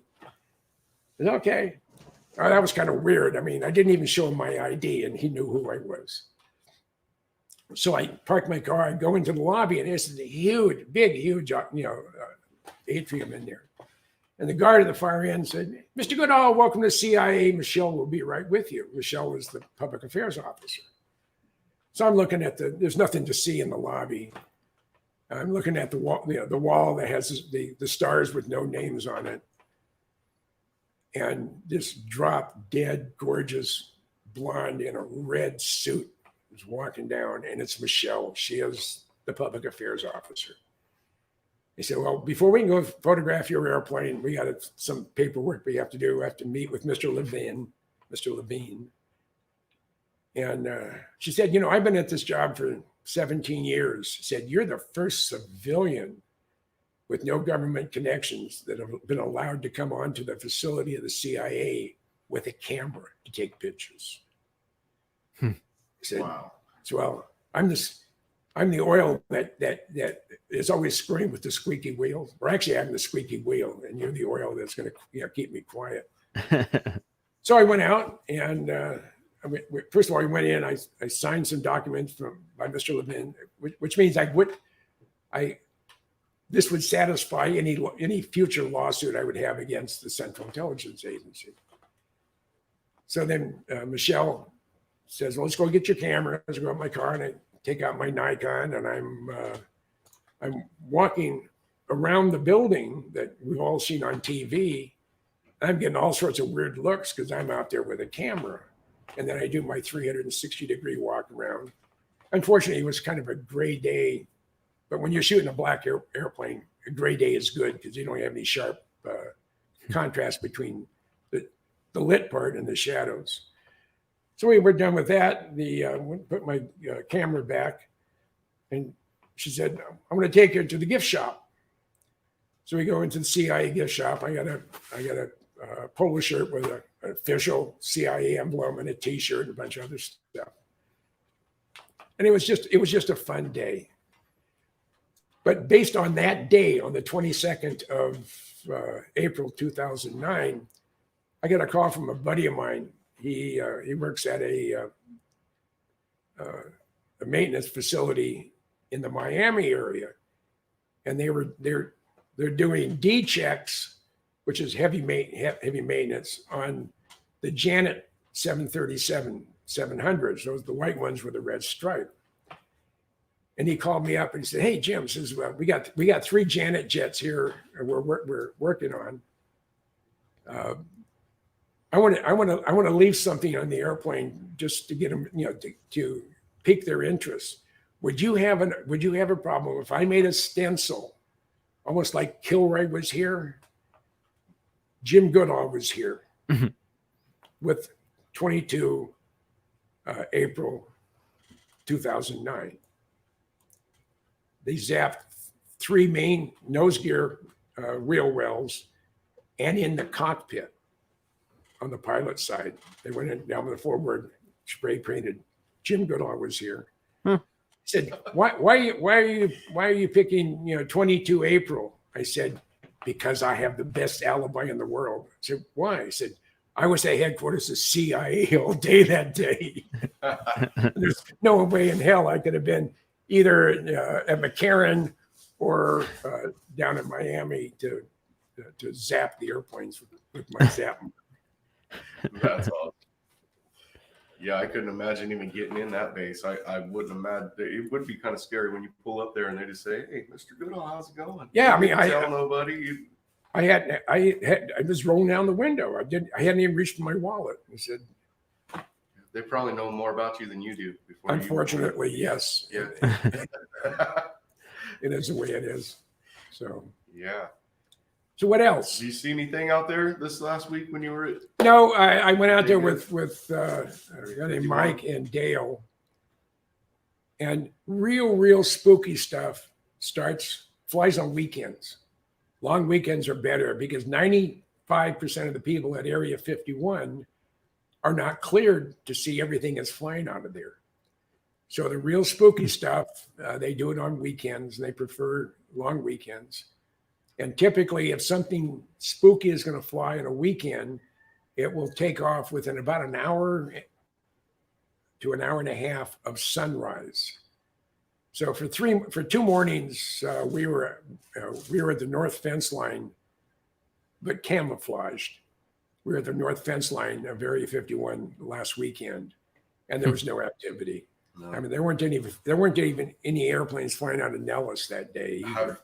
Have you ever seen anything coming out of there or into there that not necessarily an airplane, something that looked like it shouldn't be flying? Like I have, unfortunately, and it's not for not for lack of trying. I have never seen anything I couldn't explain. Now, the first time I saw an F-117, I was with John Lear, and the thing about it was late in the day. And the sun was very, very low. And the way the sun was hitting the faceting, it almost looked like the F-117 was changing shape. But after it flew over us, I realized that it hadn't. And it was just the light reflecting off the faceted surface. Yeah. So I would like to say, yeah, I saw this, I saw that. And unfortunately, I have to say I didn't. I would love to, but I haven't seen anything I couldn't explain. That was with me with the big V. I told you I seen flying over the house. Yeah. I could explain it, but I just couldn't explain the no sound. Now, one of the many times I've been out in the desert with John Lear, when he was still mobile, we had left Tonopah, and we were just going down the extraterrestrial highway. We had just turned off there at Warm Springs. And we're about maybe 15, 20 miles down the road. And there was something coming. It was huge, whatever it was. So it's late at night. So John pulls off to the shoulder, and I jump out. It's too dark to use a camera. I jump out to see if I can visually see something. And about the same time, a semi's coming, and he has these, burn your retina out laser headlights. And it was so bright that I couldn't see anything. And this thing went zipping by me, and I could still tell something was moving. It made no noise. So I couldn't see it because I got blinded by the truck. That could have been something, but I don't know. But whatever flew over us didn't make any noise. That's a common attribute to these things. Pardon? That's a common attribute to a lot of these things that people see is no sound. Yeah. Now, last year, Doc Skinner had someone, I guess multiple people saw something that's about a mile wide, fairly low, flying over the Show Low Pine Top area of northern Arizona. Now, Show Low is at 6,500 feet, so you're 65 to 7,000 feet. Now, Doc sent me the imagery. He said, can you play with it and see if you can get anything more than, you could see lights forever. And you can see the thing was moving, and it was moving fairly slow. And I adjusted the contrast, really extreme to see if I just get a shape. And whatever it was just real long, and I couldn't get any definitive shape out of it. But there's way too many people. Like when Dave Fruhoff, when he chased a UFO and it outran his airplane. If it had been anything other than an SR-71, I'd said, yeah, so what? But he got left in the dust and then flying an SR-71. And he was at 2,000 miles an hour when it decided to leave him in the dust. I got bullets that don't even travel that fast. Right. Well, I have two dear friends from the Air Force they turned out to be my oldest and dearest friends. One of them passed away here a couple of years ago. It's a decade ago. His name was Bob Garrow. Bob was an air traffic controller. He was an air traffic controller in the Air Force. When I met him in Denver, he was my roommate. He ended up, after 17 years, he had a job with the FAA to be an air traffic controller at the Bay Area Tracon in Oakland. And this is early 81. They had a craft go through controlled airspace with a transponder. Didn't say what kind of airplane it was, but it had priority over the SR-71. Now, the only airplane that has priority over the SR-71 is Air Force One. So whatever this thing was more important than the Blackbird. So they call Beale Air Force Base and report the fact that they have tracked on their radar, and they have tapes of something going through controlled airspace at about 8,000 miles an hour. And it had authority over the SR. So a full bird colonel and a young captain came to Oakland, came to the Bay Area Tracon. The bird colonel is talking to the general manager. The captain is grilling my buddy, Bob Garrow. And Bob was a perfectionist when it came in to being an air traffic controller. He lived, eat, and breathed it.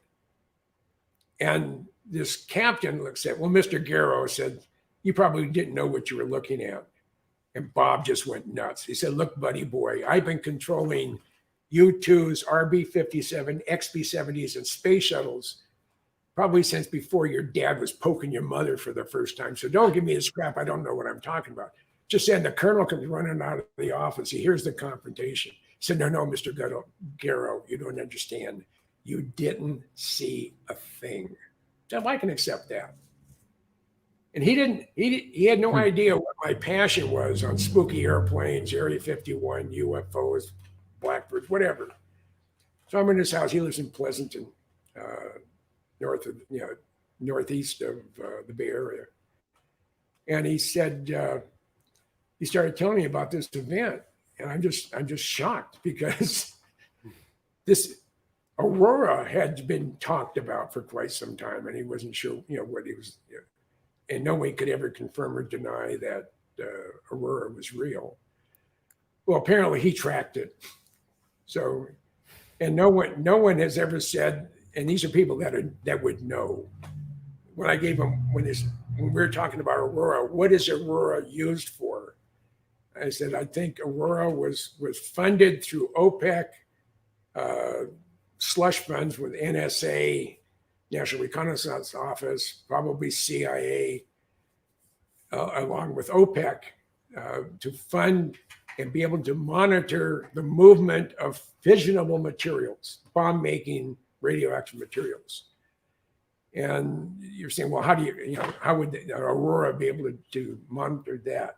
Back in the early 70s, the former Soviet Union said they had the ability to look at a choke point like the Straits of Hormuz and with sensors on the ground looking at a ship, a warship going through the straits, and to determine how much fissionable material is on that ship. And by the type of information gathered from that, they could tell whether it's nuclear propulsion or it's on weapons. And by 1975, the United States Navy had the ability to overfly in a P-3, overfly a Soviet ship of war to determine how much fission material is on that ship. So my theory, what Aurora was used for, they took the same technology, probably advanced it. You had to fly high and fast. So Aurora was brought up with a mother airplane and launched over the Barents Sea, north of the border of Russia, overflies all the breakaway republics, overflies the Middle East. It is met up with a KC-135 tanker out of Diego Garcia, and is air refueling it with liquid methane. And I asked air refueling guys and fuels guys, any problem with air refueling cryogenic fluids? He said, it's actually safer than JP4. JP4 is an explosion waiting to happen, as where the cryogenics, you could lose an arm or a life due to the extreme cold, but typically they're not explosive. The gases are, but the cryogenic fluid is not.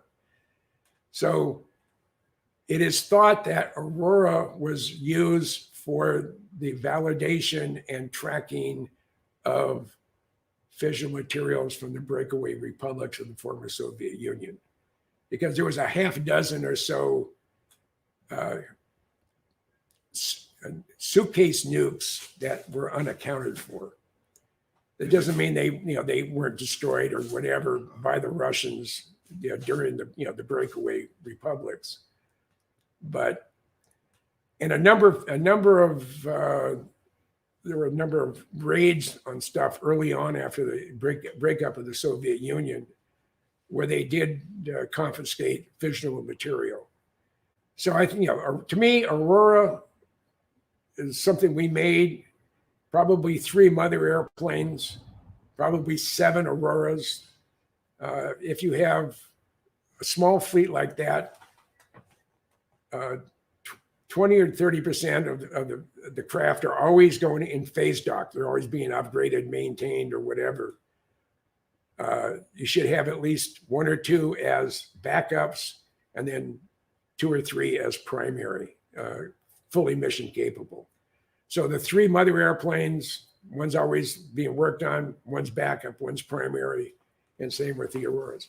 And those numbers have never been disputed, even with people who know what's out there.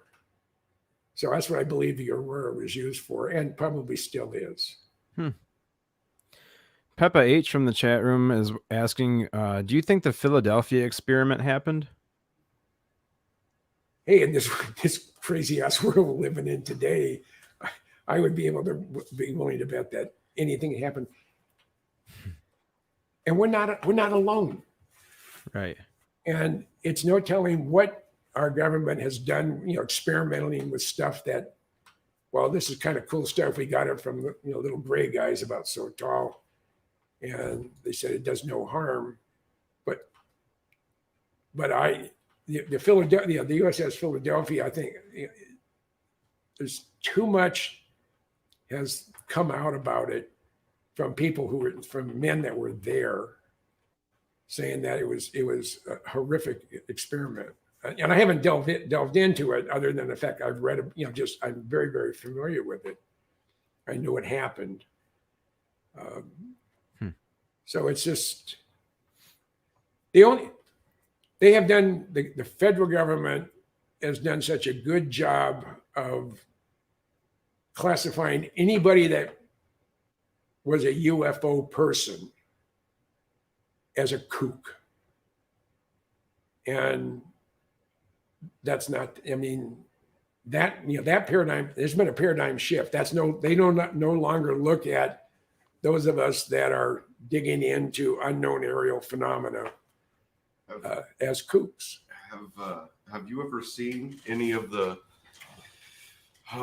what we were talking about earlier, the orbs? There's a guy in here named Josh, and he hangs out with Mr. Bledsoe. And a couple of weeks ago, this kid Josh called me, Jim, on here. I opened up a site for him like this so he can come on and talk. The fear in this kid's eyes, and he had just seen I think he said 15 to 20 orbs with Mr. Bledsoe, and they videotaped it. And Chad can actually pull up the video and show you the orbs. Can you do that, Chad? Yeah, I can do that. Go ahead and do that. I'll post it when you get it up. But Okay. This is what this kid was seeing. He'll show you. And the excitement and the fear in his voice. I mean, oh man, this poor guy. But I couldn't imagine being there and seeing what he was seeing when I pull it up. And yeah, here we go. Let's see if I can put it up. I think that might be the one with the helicopter. I've never seen anything like this. White glow. There's some that'll shoot through. It's not just floating orbs Sometimes like it gets that. darker. yeah, when I was Reddish, with Joe and Ben in Sedona, sometimes it's just solid. Melinda Leslie has a group of, she brings people out to the Bradshaw Ranch, which is sort of the Nevada version of Skinwalker. Okay. And everybody had night vision. We got there about 11 o'clock at night. We were there till 3 o'clock in the morning. You talk about eerie. I mean, it was just spooky. And we're seeing things moving through the sky. They can't be illuminated by the sun because it's midnight. The sun is the exact opposite. We're seeing this stuff straight up. Can you pull up the other ones where they're shooting through, especially the one where they're shooting up? That's what gets me. Is that way I know it's not a falling star type thing? Yeah. I'm watching these things shoot the opposite ways, like you're saying, they're going every which way, not just a. Yeah. No, I just.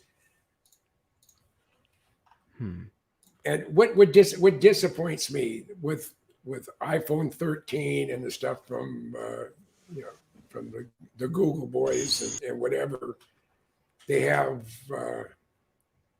See, that's the stuff that they'll just appear out of nowhere, and I mean, I swear he can actually. To me, he's like he brings them out. Oh, wow. They start There's one doing there. things like that. Thank you. And then see that one just disappears. I'm outside every night. You let me Too, and I've never seen. Yeah, I'm outside every night, and I'm always looking to the sky. Me Oh, too. wow. Just waiting to see something like that, and it's these guys it comes to, And in Tucson, in Oro Valley, they have a thing called a Dark Sky Initiative. And the Dark Sky Initiative is actually based out of Tucson, but it's to convince cities that are near major telescope complexes to start altering the way they illuminate the ground. And the only town that's been fully certified as a Dark Sky Initiative city is Flagstaff, and they have a big telescope complex just outside of Flagstaff. But the sky is crystal clear. You don't have any. When you look up, even with me before my eyes are adjusted, I can look up. I can see the Milky Way. It's not Wow. highly defined yet because my eyes haven't gotten used to it. And when I had my son, when he was 15, see, that was 30 years ago. Oh my God. 30 years ago, we're at the fence line, north fence line of Area 51. We were there for a week. Didn't see anything other than just normal stuff that I already knew about. But my son's saying, Dad says earlier today, said the sky was crystal clear. There isn't a cloud in the sky. And now there's a big, huge cloud going across the sky. I said, James, that's the Milky Way. He had never seen it before. And it was so bright. And of course, he was only 15. His eyes, haven't been polluted with looking at naked women and debauchery and whatever. He's reading a book by starlight. Oh wow. It was that bright. And Wow. so Yeah, I need to go out there sometime and see that. And that's the way the Tucson area is when you go out in the backyard. There's in Oro Valley, other than two main roads, there are no street lights anywhere. Basically because of that. So when you go outside, it is dark. Yeah, you're where we're at. It's not. If you look off to the north, Fresno drowns the city lights. Yeah. They drown it out at night. We have to look off to the south out here in the country. Yeah. Basically towards where you live, and then we got dark. Yeah. Towards Well, that way. When I was at Kit Peak, now they're 50 miles due west of downtown Tucson, and the light pollution they're dealing with is not from Tucson or Casa Grande. It's from Phoenix, 100 miles away. Oh, wow. So light pollution is pretty bad. But Yeah, it's very you up there, unfortunate. and the stars don't twinkle, and they twinkle because there's dust and crap in the sky. There's very little turbulence at high altitude. Now, one of the things they did at Kit Peak when they were identifying, they were looking for exoplanets. Caltech contracted for 5 years to remotely control the 2.1 meter, which I think is 8 foot, the 2.1 meter mirror telescope on Kit Peak. And they use a UV laser. It goes up, and at exactly 18 miles, it has to be a certain diameter. And there's sensors that go up there and look at it. And there's on the mirror that goes into either the cameras or the spectrograph. It's a deforming mirror, and there's little actuators underneath it. And it changes its shape 1,200 times a second. This is to eliminate atmospheric distortion. Wow. So they have the same or similar clarity as the Hubble Space Telescope, which is really quite phenomenal. And over 5 years, and this is looking at a real small segment of our Milky Way, not the universe, the Milky Way. And we're an insignificant galaxy in an insignificant corner of the universe, in an insignificant solar system in our galaxy. So we're like the bastard redheaded stepchild. It's you have it living in a garage, and in a real small section of our galaxy, the Milky Way, they identified 8,000 exoplanets. And they weren't even, you hardly even had to look. And it's because of the computer technology today and the way they determine whether, when they look at the spectrograph and they can tell the elements and everything else, because every single element in the universe has a different signature or fingerprint. And they were, the other way is when a planet passes in front of a star. Is it like that? That's the 4 meter telescope. Yeah, that is huge. Yeah, that's mine. It's my photo. Okay. Yeah. And you can share that. Yeah. Okay. And the so you can keep talking. They'll still see you. yeah, I just lost track where I was going. Where was I at? Chad, with the telescope. I'm sorry, I was talking about over the way. Yeah, I'm back on track now. At my age, I have 1,000 things going through my brain at all times, and not all of them are related to the same thing. But the way they can determine when a planet goes in front of a star, like our sun, with the naked eye or looking through a telescope, they couldn't see the dimming of that object, of that star, as the planet passes in front of it. But with computers, Dave Scott's a funny guy too, by the way. He sure is, isn't he? There's all my family members there, and Yeah, I'm looking for the. and it's just that is Sonny's just putting up the 4-meter telescope. Yeah, I want you guys to see this scope that he's talking about, because it is. And I've been inside of humongous, it. guys. I've climbed up inside of it. This thing, Holy moly. telling you guys about. And I've never seen anything like that until you posted that. and that's only a 13-foot diameter primary mirror, and it's the area that's lit up yellow orange. That's where all the sensors and everything else are for the primary mirror, and it hangs below it. And the spectrograph and everything else comes in. And there's actually you can go into that cage from the top. But the thing is so well balanced. You have a 325 ton mirror and horseshoe assembly that the telescope is mounted on. It's so well balanced, and it has oil bearings that if it moves with a 0.5 horsepower motor, and if the motor was disconnected, if you had something you can grab hold of, you could literally move the telescope by hand. It's that well balanced. You could move that by hand. Yes, you can move that. 325 tons. Oh Wow.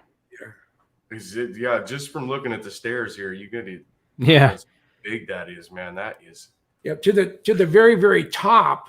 If you go to the very, very top of the structure, the telescope structure itself is 180 feet tall, and it goes down to bedrock. And it's just cool. You can see there's an area that below where you can see the telescope. There's an observation area you can walk. You get 360 degrees walk around, and you can see forever up there. And it's just fascinating. Is that the one you were saying you guys were observing part of the Milky Way with? And No, Oh, that that's was funny. that very similar looking, Okay. but smaller. okay, That's a 13-foot primary mirror, weighs 30 tons. And it's so big. yeah, I mean, everything out there is big. And the thing that's fascinating, and I means I'm not part of the Kit Peak family anymore. They're building what they call the Giant Magellan Telescope down in Chile. And they make the mirrors at the Mirror Lab at the University of Arizona. And the Giant Magellan Telescope is going to utilize 7 27-foot diameter primary mirrors. And they're all going to be focused on one secondary mirror. And they figure they'll be able to look back within 100,000 years of first light of the universe. And Wow. they'll probably find a smiley face up there. It said Kilroy was here, or Goodall was here. Goodall was Yeah, so I mean, everything about astronomy, those things are huge. And at one time, the Mayall telescope was the second largest in the world, Palomar being the largest. And now they're relegated to an afterthought, because all the big telescopes now have 20-foot or larger. And the largest mirror you can make is 27 feet. Wow. And they actually are making 8 of them for the Giant Magellan Telescope. I said, well, you only need 7. They said, well, in case they drop one, we needed a spare. And it takes a year to make one. A year to make one? Pardon? It takes a year to make one of the mirrors. One of the mirrors, correct. Wow. Correct. Sonny, I So shared a everywhere- picture of. Yeah, and that's with and each one of those mirrors. This is an illustration, but each one of these mirrors, That's all pointed up here, right? yeah, So I understand how that works. each one of these mirrors down below Uh-huh. are 27 feet across. Wow. They don't look that big from here. That's Oh, look huge. at the person Here's down the there. guy. Oh yeah, I do see him down there. Oh wow. Yeah, Wow. That is crazy big. and that's supposed to get first light sometime in 2022, but because of COVID, it may have been delayed a bit. Yeah. But they've been making the mirrors. They've been making the mirrors nonstop, and the way they make them is fascinating. They get special glass from Japan. I don't know why we can't make them, but it's special glass from Japan. It's a special quartz, and you go out on a platform that goes out into this. It's in the oven. The top's off the oven, but this is a 30-foot diameter oven. It goes up to 2,100 degrees, and it spins at. Initially, it spins at 4 revolutions per minute, and then it speeds up to 6 revolutions, and it causes a slight convex shape to the molten glass, and it cuts back on the grinding quite a bit. But it's fascinating to see him manhandle this mirror. It's unbelievable. And if you're ever in the Tucson area, or if you just punch it up on the internet and go to the Mirror Lab at the University of Arizona, and that's where they make most of the big mirrors for the world. Huh. So That sounds really cool. I can't believe how wide those are. But they also have another one that's also down in Chile. I think they call the large LSST, the Large Synopsis Space Telescope. And it uses 2 27-foot diameter mirrors, and every 72 hours, or every 3 nights, it's taken a complete snapshot of the southern universe. And then that information goes into a computer, and the computer looking for changes of state. They're looking for changes in illumination from stars, and then change in movement of stars, asteroids, or comets, or other objects. So every 72 hours, it will tell you that we had X number of events that we've tracked. Is that the That's the LSSD? Correct. Yep. Yeah. And again, you're at 16,000 feet. It's all remotely controlled. I don't know how the guys are up there working on it. They probably have to wear oxygen, because you're way the hell up there. And it's 200 miles from the nearest city. Huh. And it's in an area that gets less than 2 inches of rain every 100 years or something like that. I mean, it's one of the driest places on the planet. So they have crystal clear skies. They have very, very little turbulence at 16,000 feet. And you're a long way from light pollution. Sounds awesome. Yeah. But that is just everything about it's fascinating. And the other thing, I'm probably the only guy in my neighborhood to do it, but I've been walking on the reflective part of a 25-meter or 100-foot diameter space radio telescope. Oh, you've been in there? We went through Yeah. the center, and we're walking on the dish itself. Oh, that's cool. Yeah, and Wow. I have a couple of shots in there, and every once in a while I'll repost my stuff from Kit Peak. When you're on there, do you feel anything like static electricity or any kind of, you can't feel nothing? No. No. No. I was And worried these things about were that. these were just looking straight up. They were doing some maintenance and stuff. Oh, okay. But if you're up in the Mayall, and you can look down on both the 12-meter and the 25-meter, you can see them moving during the day. And there are 10 25-meter wide radio telescopes that are all linked together from Hawaii out to the Virgin Islands. And it's the equivalent of having a 10,000-mile wide radio telescope. And it's even more so than they have out at Socorro with the big radio telescope complex there in Socorro.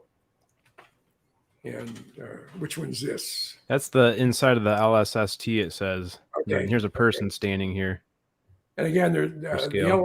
LSST has two primary mirror, two 27-foot diameter mirrors. And they're looking for movement in the southern universe. Huh. So it's That's really cool. Yeah, that And- is neat, and- man. you realize when you're looking at a telescope and you're looking at what they're looking at and the distances and stuff like that. If the Earth was this big, the moon would be probably in Mojave. That would be the equivalent. And as far as the closest star, if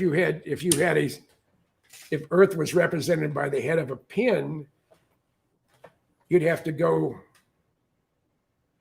200 and some odd miles away for the next star. That's how Really? that's how insignificant we are. Yeah. It's just It's amazing. we're not even a pimple on a gnat's ass. We're so insignificant. Yeah, when you put it like that, it kind of. Yeah, and it's just I'm sure everyone's heard it a million times, but I think there's a quote out there saying that there's more stars in the universe than there are grains of sand on our beaches on Earth. right. Yeah. Right. I mean, that's a common analogy. a And lot. for all the grains of sand on the planet, there's 1.5 times those many grains of sand of planets orbiting stars. They figure almost every star has something orbiting around it, whether it's debris, whether it's a planet or not. And they just, they were able to just recently pull some data off of one of the spectrographs of something they were looking at a long way away. So they've detected organic molecules, which is really something. I mean, we're an organic molecule. We're mostly nothing because there's almost no space. I mean, there's almost nothing in an atom. You have the nucleus, and you have the electrons. There's a million miles in between the two. So we're pretty much made up of air or nothing. So what's next? Peppa H was asking, what are his thoughts on HAARP? HAARP. It's changing of the weather. That's the high frequency active auroral research program that was initiated in the ionosphere research program. I've heard of it. I haven't dug much into it. Yeah, What I've been doing for the last year and a half is I did my Skunkworks book, 382 pages, 84 pages, 1,100 photos. I'm doing the same thing on Admiral Rickover's nuclear navy. I'm covering all 220 plus submarines. So I've been focusing on that for the last year and a half, 2 years. That's going to be your next book? Yeah, it's my next Oh, book. that's gonna be good. Yeah.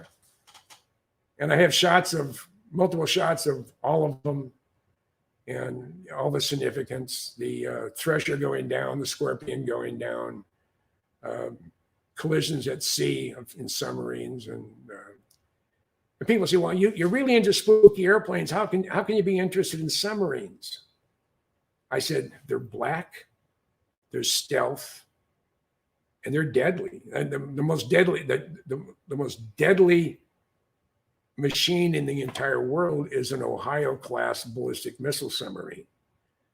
Now they're limited because of SALT II. They had to plug 4 of their 24 launch tubes, so they can only go out and patrol with 20 tubes loaded with missiles. And if it wasn't for SALT II, each one of the D5 Triton II missiles that are launched from the submarines can carry up to 14 W-78s, and I think that's 220 kilotons. 14 of them times 24, and they can hit within about 10 meters or 30 feet of where they want to hit. And a nuclear weapon, much like hand grenades, close counts. Yeah. Close counts. Speaking of Dave, he said to tell you hi, Dave. Who Did. did? We're actually friends with Dave. Yeah. Oh, That's how me and Chad met, just through Dave's show. oh, okay. And and Ben messaged me too. He texted me and said to tell you hi. He's with the family today. He said, Okay. and All right. busy. I mean, those are, when I met Joe and Ben, I'll show you something funny. Joe looked like he was an escapee from a Deadhead concert. Yeah. And I immediately liked them. I mean, they were just, there was something about them. And Dave Scott's a cure. That ain't Dave Scott. Yeah, That ain't Dave Scott. Yeah. Hold on. there's Dave Scott. No, Yeah. that ain't Dave. That's That's not me. Dave. That's me dressed up like Dave. Oh, okay. Sure the hell look like Dave. Yeah. Yeah. Yeah, that's what Dave said too. Yeah. I would say. Welcome. Good Yeah. evening. evening. Yeah, Good evening. Welcome to Paranormal Chop Shop. That was tonight. me dressed up as Dave. My Oh, He- yeah. he, Dave seen Scott. that and brought We'd me on like the to show. Thank you And so Oh, much yeah. for tuning in. that was good times, man. Yeah. Yeah. No, I like the people in this. People who have the same passions as I do, and it's just it's just nice. It is. Like It when is. I was up at Sholo for the Disclosure Con that Doc Skinner put on, we're everybody's meeting. This is Sunday evening after the event, and a couple of the people said, it feels good to be around like-minded people. Yes. 100%. We're all conservative, Mhm. almost without exception. There's a few radicals out there, but not really. And it's just, I like them. I mean, everybody I've run into, there's a few people that kind of dodgy. I'm not sure what their true agenda is, and there's one or two that are full of shit. And I'm not going to say his name because it wouldn't be fair because he's not in a position where he can dispute. But this is back in the 90s. I'm at the Little Alien. I'm with John Andrews, and at the time, the bar was against the north wall versus the east wall. So my back is to everything, and there's a guy in there. He's bringing people in from LA. He's charging them $150 a night. And they drive out in one of your big stretch vans, so you can get 15 people in there, coming in, having dinner at the Little Alien, and then everybody's going to go out to the campsite, which is the base of White Size Mountain. It's off the main drag. You can pull off. You can get up there. Nothing to see. It's just getting you off of the dirt road and going up to where you can have a bonfire or a fire or whatever. And going up there to see Old Faithful. There's a UFO that comes in and lands every morning at 4 a.m. Okay. So I'm on top of Whitesides where I can see the whole facility. And this 4 a.m. phenomena is a 737 Janet flight coming in from McCarran. But he's talking about his good friend, Jim Goodall. Jim Goodall this, Jim Goodall that. And John Andrews looked at me. He said, "You know this guy?" I said, "No, I've never seen him before, never heard his name before." So he's just saying what a great friend he is of Jim Goodall, because apparently I even had a name of some sort back then. And so I go up to him. I said, "Do you know me?" He says, "No, I've never seen you in life." I said, "Well, I can introduce myself. Here's 15 people that he's trying to impress with his knowledge." I said, "I'm Jim Goodall." Shook his hand, turned around and went back, and his face just melted. And that was a cruel thing to do. But don't say you're my good friend when I have no idea who the hell you are. He was name dropping you and never even shook your hand. Yeah. So but those types of jerks are few and far between. But there's a couple guys. There's a couple women too that are, I would have to say, less than honorable, but very few considering the number of characters we have out there. And one of the, if you ever get them on your program, and the same goes for Joe and Ben, Michael Schratt. Oh, He is one of the best. I'm like his dad or his big brother. I talk to him I've heard of him. I talk to him 3 or 4 times a week. I have for a couple of years now. And I mean, heck, on my way here, he called me up and said, "Well, you can come by and see me when you head home." Because he's in the ghetto of Santa Barbara. He's in Goleta. And he's working for a company he always wanted to work for, but they almost barbecued him here when he first started. Someone saw him on a program that was filmed or taped 3 years before he went to work for Lockheed. And their anti-terrorism task force guys came in from Florida and interrogated him, interviewed him for 3 or 4 hours. And he called me up. He was spooked. He says, "Oh my God," I said, "I don't know if I'm going to lose my job." I said, "If you were going to lose your job, you would have been in the parking lot making this call," as it was when they were done with it. And they said, we don't want to interfere with your hobbies and your passions, but under no circumstances can you imply, state, or mention anywhere in any public forum that you work for Lockheed Martin. That's crazy. And they also told him, they said, "You cannot interview any current, former, or retired Skunk Works people." So if he gets booted out because he's not going to get his poison jab, we got somebody. Somebody snuck in, Chad. Let's bring him on. There he Who's is. that hairy beast? What the hell are you guys allowing old man Abe Simpson into this show? Yeah, I've been abducted by aliens. Yeah, illegal aliens, but aliens. Yeah, No yeah. kidding. Hey, So how's Jimmy, everything you're in not the allowed to say wastelands? aliens anymore. Yeah. How's everything in the wastelands of central BC? Well, let's see here. I'm waiting for the snow to fall. Got the buddies ready. We're going out looking for Sasquatch tonight. So Right on. that'll be You know, good. if they, I'm not going to get a jab, so I don't know if I'll ever be able to come to Canada again. But I definitely want to come up and give you a visit if I can, and spend 2 or 3 days or more looking for weird, besides you, looking for weird things out in the wilds of central BC. Well, I can show you something weird now because my dog's taking a poop here if you want. But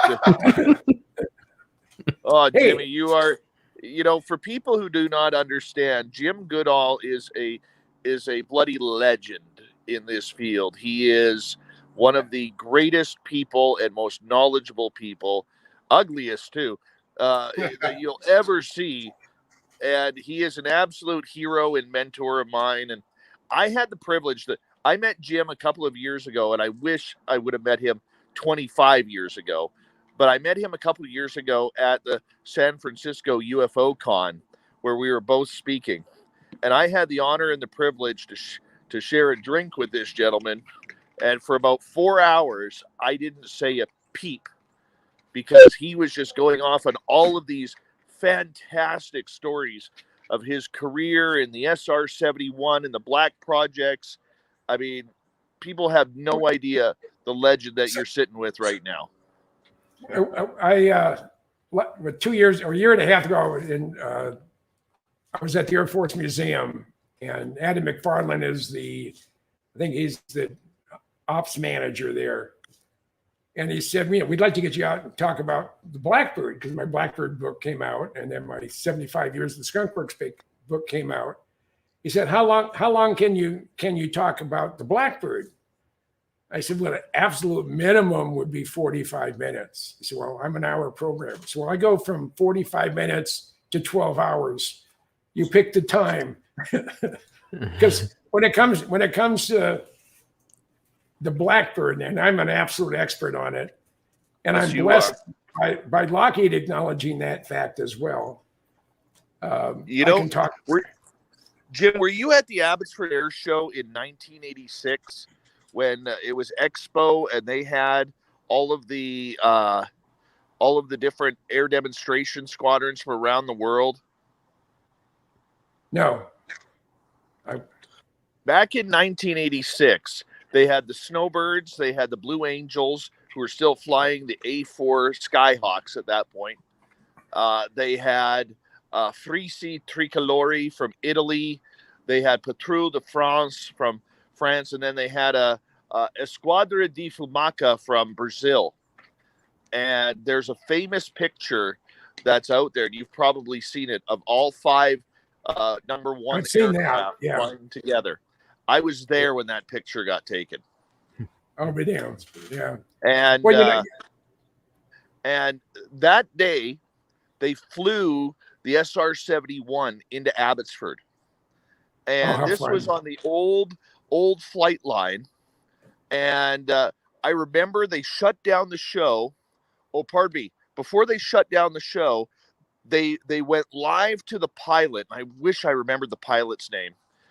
He was sitting on the runway at Beale Air Force Base, and they were talking to the pilot, and the pilot says, "Abbotsford, I will see you in exactly 26 and a half minutes."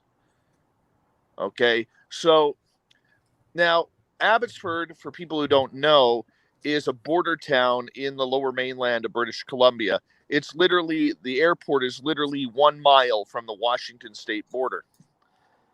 So, excuse me, 26 and a half minutes later, they shut the flight line down. And everybody on the old flight line was facing south. And be damned if the Blackbird didn't come from the north after burners open and scared the living shit out of the entire crowd. There was about 110,000 people there, and scared the living daylights out of all of us as he roared at about 150 feet in afterburner, right past the crowd. Yeah, I have in 1964. I'm on the the center taxiway off the main runway at Edwards. The runway is 13 or 14,000 feet, and they were taxiing from one end to the other, and they were going through a lot of fuel and a lot of tires. And some guys said, "Well, if you put a turnoff in the middle, save a lot of money." And they gave him $40,000 or $50,000 because that was 1% of the annual savings on fuel and tires and wear and tear. But I was on we were at one of the nav aids, which is about maybe 200 feet off the edge of the runway at Edwards. And 2 Blackbirds took off together. Wow. 2 J-58s are incredibly loud. 4 J-58s is not twice it is the cube of loud. Yeah. Denny Lombard, who was the chief photographer at Skunk Works, he photographed 973 during an engine run-up, and he's behind it maybe 60 or 70 feet. He has a ballistic vest on. He has custom-made earplugs, and then your big Mickey Mouse ears. Yeah. He said the noise was so intense and the pulsing was so bad, it made him nauseated and sick. He can only be out there for just not more than about 30 or 40 seconds, and he had to back way away and then come back in to get the shots. He said that is one loud airplane. When did you start going to the Abbotsford Air Show? I think the first one was late 90s. They had a guy that we're no longer friends because he doesn't like my political leanings. I have friends on both ends of the spectrum. I mean, extreme far left. They're so far to the left, they're coming around to the right. So that, someone's political affiliation, I don't care. But this guy did. But he was an F-104 pilot, and he was going to fly I was supposed to get a ride on the 2-seat F-104 that the Starfighter guys out of Florida have. The blue and white ones, pretty paint scheme. And they had gotten Pepsi to do a promo, pay him some money. So they put somewhere, I have a picture of that F-104 with a Pepsi logo on the tail. And, oh, wow. Yeah. Now that's a pretty airplane. That's a neat airplane. In 1991, Jim, I was 18 years old, and I was trying to, I just submitted my application for the Canadian Armed Forces. And that's when Brian Mulroney had shut down the defense budget, and they halted freezing. My dad was running the pilot's bar of the Abbotsford Air Show. So it's the Sunday before the air show, and we're waiting for the Russians to come in. So at about 9 o'clock, 10 o'clock at night, they were supposed to be there at 2 o'clock in the afternoon. 9, 10 o'clock at night, it's dark out. All of a sudden, here comes 4 CF-18s from CFB Comox, and then followed by 2 MiG-29s. And then, no, pardon me, it was 2 CF-18s, followed by 2 MiG-29s, followed by an IL-76 transport plane, followed by a MiG-31, followed by 2 more CF-18s, followed by another transport, another Russian jet, forget what it was. Oh, 2 Su-27s as well, along with 2 F-15s out of Elmendorf Air Force Base. So I get to talk to the CF-18 pilots after they land, because of course my dad's organized like dinner for all these guys and in this private bar, and so this one fighter pilot from Canada, his name is Stitch. I've never seen him since. Don't even know his real name. He, I'm telling him that, hey, I'm just trying to get in, but the budget's frozen. He's like, keep it up, keep working. He goes, hey, what are you doing tomorrow? And I'm like, nothing. He goes, come down here, come to the fence line. He goes, I'll take you right through the aircraft. And so here I am as an 18-year-old kid. I got to sit in the cockpit of an F-18 for like 40 minutes. And here he is. He's like, dude, he goes, if this was a 2-seater, I'd take you up right now. Right.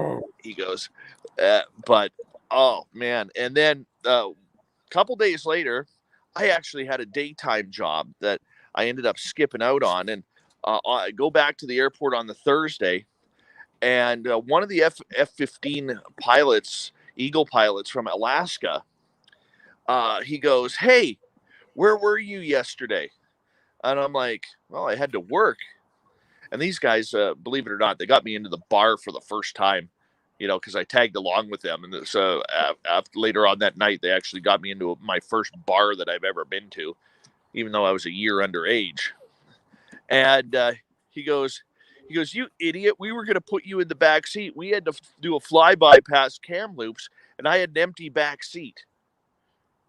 And I'm like, don't even tease me on something like that. He goes, Dave, when we're out of town, we do what we want. And I'm like, it was funny because right then and there, it was weird, but I knew that was the end, that I would never get into the Air Force, missing out on that. Well, I tried to get a ride on SR-71. I got close. I had Bob Gilliland pushing. I had Ben Rich from Lockheed pushing. But Dave Lux, who was the SR-71 guy at NASA, was so pissed at me because I got the SR-71 flight manual published in 1990. And we got the okay from Air Force to do it, but he just got his butt reamed for releasing that to me. And they printed up 1,500 copies, $100 a piece from Motor Books, and they went in 15 months. Oh, speaking about 1,500, my 75 years of Lockheed Skunk Works, their initial run, it's hardbound. The initial run was 1,500 copies. They went through all 1,500 copies. It's a $70 book in the U.S. It's $90 book in Canada, and they went through all 1,500 copies. They were gone in 2 months. They ordered another 800, and I think they've run out of those. This is only since June 1st of this year. Right. I'm still waiting for my autographed copy. But I have to rob a bank to pay for postage. It's a 5.5 pound book, and to send it to a foreign country. You know, those That's only one evil tank of bastards Corvette north fuel. North of One America. tank of Corvette fuel. One tank of Corvette fuel. But I can't get across the border because I'm not going to show them my papers because I don't have any. But tell you what, if they ever loosen things up, and if this bogus pandemic ever disappears, and they allow me to cross the border, I will bring that book with me, and I'll autograph it to you, and you'll be a happy guy. But now I'm just a happy guy that I'm with the legend right now. And these I don't know what these two things are beside you, but you know. Did you see what this idiot Sonny did for Halloween? No. I just pulled it up and I was showing him. He thought it was you. Oh, I did. I said, "Well, there's Dave." What? Yeah. No, it's not. Yeah, that was good. Dressed up that was as my fantastic. Hey, Jimmy, did you tell these guys that you're the first civilian ever to photograph the F-117? I was the very first guy. Yeah, where'd you say? Now you can see that one in now you can go to the Palm Springs Museum, the Air Force Museum, the museum at Warner Robins, half a dozen other museums. I think the one in Battle Creek, Michigan, and also at the Hill Space Museum in Ogden, Utah. Jimmy, I got somebody who wants to say hi to you, and I know you'll like this. Is he your dog? Oh, the Sweetie dog. I know Sweetie. You know, I know you love German Shepherds. My little rescue shepherd. Rosemary says she's wandering all over the house looking for me, and I was gone last weekend. I was at the Little Alien and wandering around the perimeter of Area 51. And they put in all sorts of new sensors out in the field and all sorts of new signage and stuff. So did you beat the sensors? No, I didn't. The way you beat them, you bring a frequency counter with you, because all it does is it's just a beep and it has a numerical number associated with it. So if this is sensor number 101 and 100 feet up is number 102, if 101 beeps and then 102 beeps, they know you're going up the road. But if you have a frequency counter, you can get the beep. You don't know what it's saying, but then you have a rock with a day glow orange streamer on it. You drop it out the window where the sensor was, where the thing went off. Right. And you go up a little bit farther. You wait about 10 minutes, and then you back down, and you're going from 102 to 101. So they say, okay, he's leaving the area. Then you go find the illegal sensors on public lands, and you unscrew the antennas, and then you drive back over them. Wow. And that's how they can't find you. Wow. Yeah. You are brilliant. Brilliant. Well, my friend, I got to run here. My wife is going to be here anytime. But, Sonny, Chad, thank you for having me on with you, man. No problem, Dave. Thanks for coming. And much love to your audience. You guys are amazing. Thank you. Thank you, Dave. And anytime you need someone to fill in some space, I give know. me a I'll get buzz. you on soon, brother. I promise you, I'll get you on soon because every time you come on, it's right. it's an awesome show. Mm-hmm. All right. Well, you have a good one. Go do your wifey right. projects. See, Dave. Take care, guys. I got to go get ready buddy. to look for Sasquatch here too. Yeah, Okay. better find one. Yeah. I That hope actually, so. Send me some pictures. yeah. You have a good I one. hope so. Take care. Adios. Bye. Take See care. you later, buddy.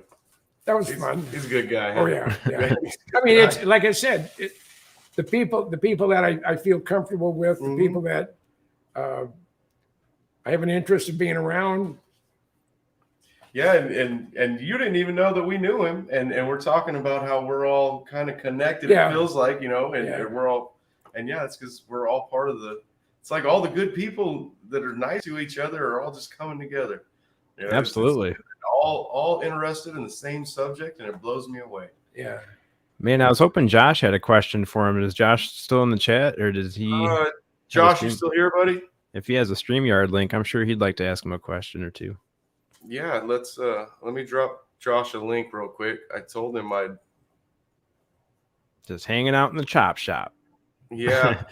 Wish And we had a then, t-shirt if you together. want, Jim, I'll take you and we'll get some lunch too pretty soon if you want, or when we're Okay. done. That your sounds good. I choice. could probably get a blackbird to fly me over there. You're gonna Yeah. need one. He's in Michigan right now. That's where Chad is. Yeah, Jim, I was going to ask you, we have an Air Force base here in Michigan, and I was wondering if you had any information on that. If you've ever heard of anything crazy happening out here. We talking about Selfridge or? Well, oh yeah, Selfridge is still active. I was actually talking about Wordsmith's Air Force Base. And K.I. Sawyer in the UP. Oh, is there another one up there? Yeah, well, they're both closed. Both Wordsmiths and K.I. Sawyer are both closed. Okay. It turns out there used to be SAC bases everywhere, and now there are three, the equivalent of SAC base. You have B-52s at Minot, and you have B-52s at Barksdale. That's it. And then you have the B-2s out of Whiteman. And I've Anything about that one? Antarctica. I was. It happened just. I had gotten the okay to get on a C-17 out of Christchurch and go spend 2 weeks in Antarctica doing a story project. But it was just before 9/11, and that hit, and everything sort of came apart. But I've heard rumblings about it, about Antarctica for a long, long time. And there's objects that they've sensed objects underneath the ice. I haven't done too much digging into it, but I can't remember her name. She lives in Michigan. Very pretty. Most women are good looking. Not most. At least most of them I know are good looking. And for right now, my mind is blank. I drove for 15 hours yesterday. I went from Tucson, fighting the LA traffic. I ended up in Tulare last night. I just couldn't drive any farther. It was too late to give you a buzz. Yeah, so that's where I spent last night. But I have a good buddy there that's down there. He's a retired chief of police at Roger Hill. So That's a good story. and But yeah, and again, it is the guys that well, there's some women too. They go out searching for things that go bump in the night, and that's what keeps my juices going. That and writing my books. Yeah. I have he's a nautical engineer. He graduated from the Naval Academy. He helped design the original reactors for the Nautilus and the early subs, and he's been heavily involved in below surface, i.e. submarine technology forever. He's been long retired. He has my book on the Los Angeles class. It's a pictorial history, and he has my book on my Virginia Seawolf class. As a matter of fact, when the Connecticut hit the seamound, it took me 7.5 years to get on a Seawolf boat, and it was the Connecticut. And one of the pictures I have on my Facebook page is I'm sitting in front of the chief of the watch seat, and that's in front of the ballast control station. That's where you know where the status of every opening that is exposed to seawater. So when you get ready to dive, every one of those 100 or so lights better be green, which means they're closed, or you're going to get wet. But for them to hit a seamount, and if it wasn't on the chart, how can you hold the captain, the XO, and the chief of the boat responsible? Because those three guys got fired, and that's just a shame. It puts a black mark on their careers. And in some cases, it kills them. When the Greenville, USS Greenville, when it sunk the Japanese fishing school boat off of Diamond Head in Hawaii, they couldn't have reproduced that accident again, even if they knew it, if they were trying. And like a buddy of mine said, who's a tug pilot out of Honolulu, it was not like the Japanese didn't sink a few of our boats in the area in the last couple 50 or 70 years. So, but he got fired too. And everybody I've talked to said everybody loved working for this guy. He had the absolute, won every award you can win as far as good crews, efficient, all their operational readiness inspections and stuff like that all worked out good. And they fired a guy, and it ruined his career. And it's just a shame when something like that happens. So, but I love submarines. I love airplanes. One of the stories, and I'm starting to lose my voice a little bit, but somebody said, well, how in the hell did you get this passion towards airplanes and such? I've always loved machines. My dad was a mad scientist type, but I grew up in the Bay Area. I grew up in the Mountain View, Los Altos area of the Bay Area down the peninsula. And in 1950, I had to be 56, 55 or 56. A buddy of mine is named Danny Smith. His dad was commander of Moffett Field Naval Air Station. And we were always referred to as Captain Smith's son and that friend of his. But I was that friend of his. And we pretty much had run of Moffett Field. We didn't go in the taxiways, we didn't go out on the runway, but we'd ride our bikes through the big #1 hangar, the big huge one that the Google brothers just restored. And I got in there, I rode on my bike, and Danny and I were riding around the place. And Danny said, there's something so cool in the big hangar, we got to go see it. So we rode our bikes into big hangar 1. At the far end, closest to the base, was an area that was cordoned off. There was curtains, and it was just a keep out sign. Today it would say, warning, restricted area, use of deadly force authorized. But back then they did. And they're not going to shoot an 11-year-old kid anyway. Too much paperwork. So we go, there wasn't a guard there. We looked, Danny said, you got to see this. So we went behind the curtain, and there's the prototype XF-104 Starfighter. I mean, even today, it's a beautiful, futuristic looking airplane, little 7-foot long stubby wings. They used to refer to it as the missile with a man in it. Mm-hmm. And we walk around it. I mean, it's for a kid who loves airplanes, this is really something else. And Danny says, you want to get in the cockpit? I said, sure.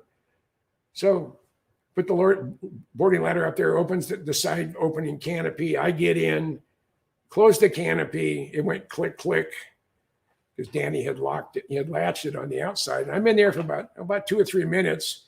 Then I started getting nervous. I'm sitting, I didn't know at the time because I was only 11. You know, they're not going to have a armed ejection seat in the wind tunnel because that's where the airplane had been, and they were just storing it on the north end of the hangar. So I'm just terrified. So I go to unlatch the canopy. It's a mechanical thing, and the linkage jams. I'm stuck in there. So we had to get Shore Patrol and some Lockheed people over there to open up the canopy to get this 11-year-old kid out of the canopy of this still classified secret interceptor airplane. And I got my ass chewed so bad, it, 70 years later, or 60 or 65 years later, it still hurts. It wasn't worth it. It was worth every minute. Yes, It was it worth was. every minute of it. Every Yeah. minute of it. So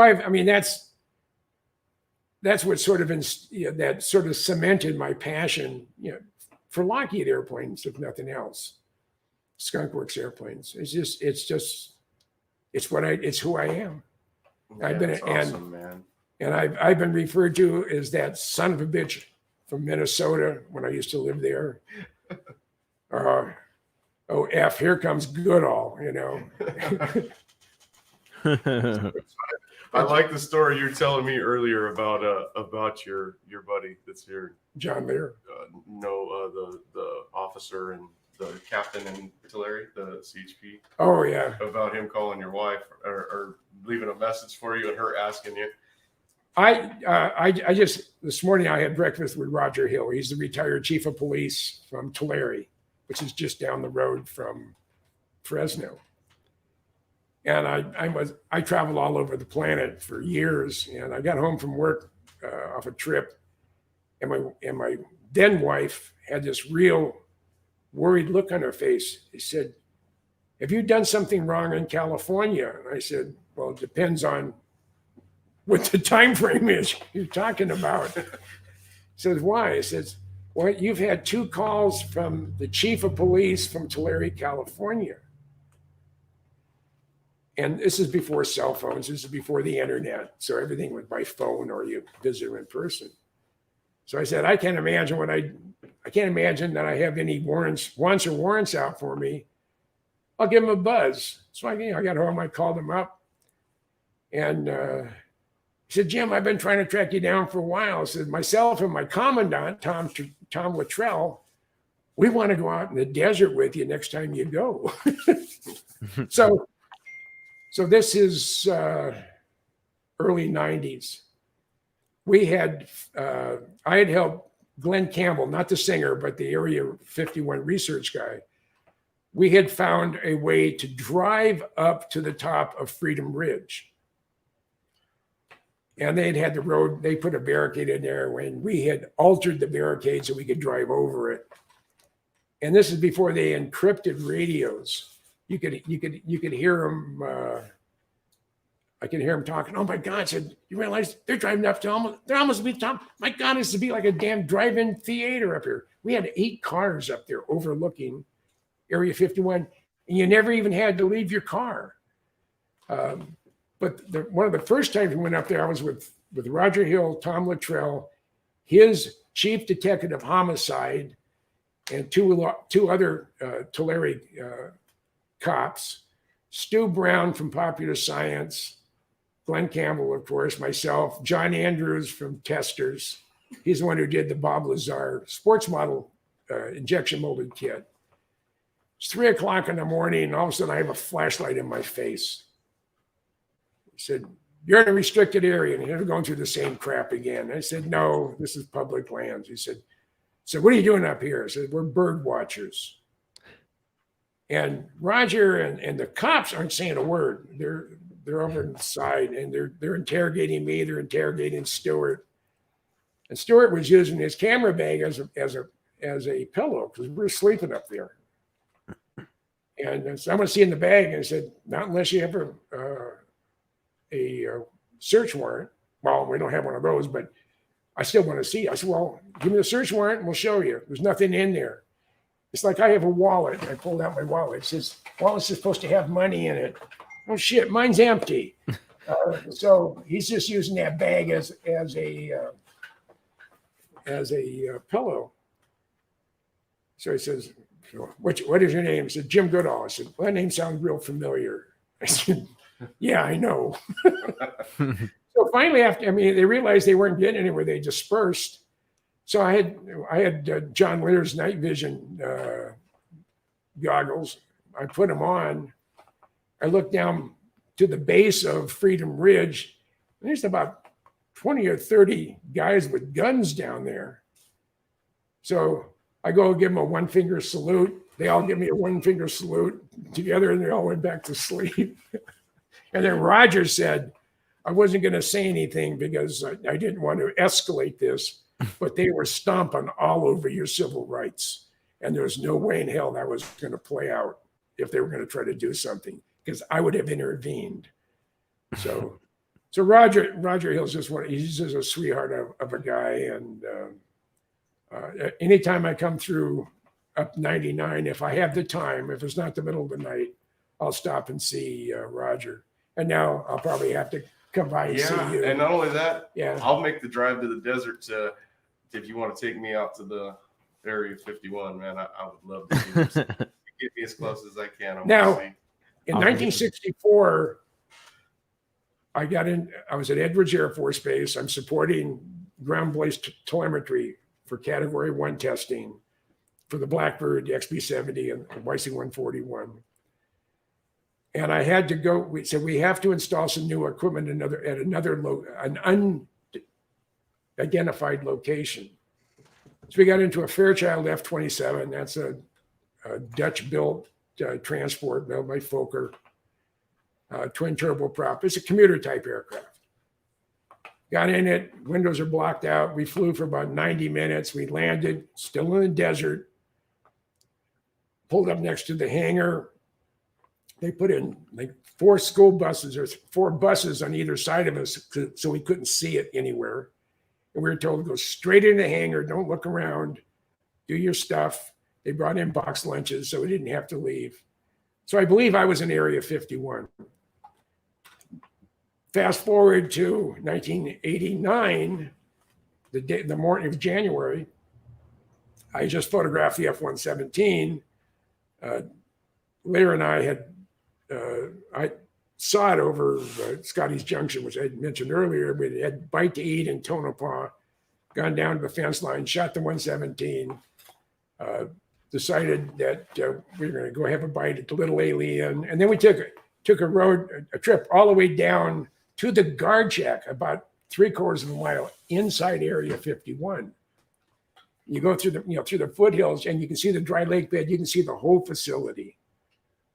And there's one guard comes out, and again, this is 89. 89. The world is a different place today. A real nice guy. He's in black desert utilities. Said, yeah, can I help you guys? I said, yeah, we're bird watchers. We saw this road. We decided to drive down and see where it ended. So it ends right here. And then Lear said, hey, do you mind if I take a picture of your guard shack? Just so guys know I was here. He said, no, I don't think so. About that time, another guard comes out of the guard shack as he put in his 30-round magazine into his M16. And he was a reject from the NFL because he was too big. He had no neck. It went from his ears down to his shoulders. Oh, man. He's probably 6'6", 6'7". And he heard John Lear say, hey, can I photograph your guard shack? Of course, Area 51, the whole facility's right, just behind it. He said, if you photograph my guard shack, you're going to be interviewed by some very nasty people, and you're not going to have a very enjoyable stay. So I looked at Lear and I said, John, time to go. So we turned around, I tailed out. And that was the day I met Bob Lazar. So That's gonna be awesome meeting him. And that was fun. And Bob's story has never changed, even when it was to his advantage. I don't know if you were on when we first started talking about Lazar. Yeah, Bob Lazar, you couldn't put a gun to his head to convince him UFOs were real. It wasn't until he actually went out and got the job that he was out there interviewing for. Yeah, see that just blows me away. You can't convince him of it, and then he ends up Doing from my knowledge, to me he re-engineered them. That's what I got out of it. Yeah, so it's life has some funny turns, twists and turns. Yeah. Hey Jim, my stepdad had a question. He was an airline mechanic for a little while, and he was asking at what speed and altitude do the fuel tanks seal on the SR-71? Well, actually, they never do seal. The fuel sits on the skin. There's no bladder because the environment that the airplane lives in, from minus 70 Fahrenheit to 1100 degrees Fahrenheit. And a neoprene bladder, like they have on basically every other airplane, would not survive that environment. The first time they filled the Blackbird up with fuel, this is at Area 51 on the engine run-up pad, it was like, it was raining. Everywhere that there was a rivet or whatever it is, or seam, fuel was just pouring out. Fortunately, on the J58s, the fuel they use is really non-flammable. It has to be ignited with a chemical igniter, triethylene boron. They call it a pyrophoric chemical, and it burns when exposed to air. I don't know how they make it or how they load it, but it's really tricky. And the fuel just started pouring out. And they're trying to come up with some type of material that wouldn't degrade from minus 70 to 1,000 degrees Fahrenheit. So they came up with those who live in the Pacific Northwest will understand what I'm talking about. There's a gray glacial clay that's all over Whidbey Island. Whidbey Island is where I used to live. And it's just north of Seattle. And it's slimy, it's impervious to everything. And it turns out it is the only stuff that can operate effectively in that environment from minus 70 to 1,000 degrees. It is water soluble, but it is impervious to the what JP7 does to neoprene.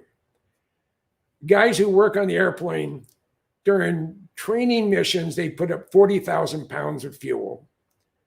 During combat operations, they put in 60,000 pounds before they even start the engines. Now, the airplane will hold 100,000 pounds of fuel, which is about 13,000 US gallons. And the airplane itself is made primarily of titanium. It's a certain type of titanium, but they all have about the same coefficient of expansion. There's some metals that you heat up and they'll grow a lot. If the airplane was made of steel, it would probably grow 5-6 inches going from the extreme temperatures the airplane flies in. Titanium, the rate of expansion when heated is very, very small. And I sat down with a guy named Torrey Larson, who was a structures guy for the Skunk Works and on the Blackbird. So I asked Torrey one day and I said, okay, I got a question. You're a metallurgist. How much does the Blackbird grow? So he pulls out his metallurgical Bible. He goes through and he goes the type of titanium, that's the primary structure. He goes from standard day temperature to the elevated temperatures at Mach 3.2. And he said, the airplane grows in all dimensions, but in length, it grows 1.92 inches. Now, if you ever have a chance, I've helped dismantle two Blackbirds. So I've been in every square inch of that airplane inside and out. And the machine, the quality of work done on the airplane is beautiful. It's like a very expensive Swiss watch. But the airplane still leaks. During combat operations at Kadena, before the airplane starts the engines, there's 2 to 3 inches of fuel on the hangar floor. It's leaking that much. It's like having 2 garden hoses going full blast, one in each top of each wing, and the stuff is just dripping down. And it rots the neoprene soles off their boots. Wow. So So they get 2 new boots every 90 days if you're working in and around the Blackbird. So it's the airplane still leaks at speed and altitude, but at least just a little bit, because they can't fill in all the cracks and crevices. But the first time a Blackbird was on public display at Andrews Air Force Base in Washington, D.C., the fuels guy, he was an E8. He was a senior master sergeant. He's sitting on the fuel cart. Underneath the airplane, they have, I think, 4 big pans underneath the wings and the part of the fuselage. The thing is dripping fuel. He sees the fire marshal coming up and he wants to pull a prank on the fire marshal. So he pulls out a cigarette, sitting on the fuel cart. He lights the cigarette. He's puffing away. Fire marshal went absolutely crazy. What the hell? You put that cigarette out? He gets it and he puts it into the pan of fuel. And the fire marshal hit the ground. I mean, he just freaked him out. And he thought for sure that his life was over. He said, and the fuels guy said, You can't get a blowtorch and put it on the fuel. You're not going to ignite it. It takes a chemical igniter. Oh wow! He lost 2 stripes, but I think 30 or 60 days later, he reverted back to senior. But he had a black mark against him. Said I had to prove a point. Yep. The fuel is not flammable. As where JP4 is like TNT. You don't want to mess with it. Right. So everything associated with the Blackbird is one of a kind, and it's and I'm just blessed that I've had the opportunity, and I've taken the opportunity. I've created the opportunity. Okay. They found you. Yeah. That's actually a dog leash. You can't go anywhere without someone knowing where in the hell you at today. So I call it Fido. Yeah, it's my leash around my neck. Speaking of that, man, you about ready to take a break? We've been going for 3 hours. Wow. Okay. Yeah, we just did 3 hours. Yeah. I don't want to wear you out, Jim. I'm feeling bad now. I feel like I got you here. Oh no, everything's Okay, good, man. Good. Yeah, Jim, it's been an honor meeting you and getting to talk to you. It's very cool.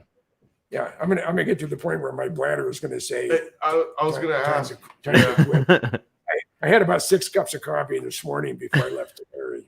What I'll do is next time you come back through here again, if you stop back by, we might jump on here and do this again. You might have some more stories to tell, because I know everyone's gonna get mad at me for cutting it short at 3 hours, but that ain't short, guys. I don't want to wear out our guests. I don't want them to not want to come back. And I have Skype and I have Zoom at home. Oh, that's right. Yeah, we'll bring you right on. And I don't do it. That's a nice looking screen. Yeah, I like the screen. I had to get a big one so I could see it. Yeah, curved screen. It helps with the glare. Yeah. I've never been out to the desert as far as pleasure. I worked for the railroad, so I was out there welding all the time, replacing joints in the track. Yeah, if I ever make my way out there, I would like to give you a call and you can show me where to go up in the. I have no idea when it gets to that part of the desert. I do.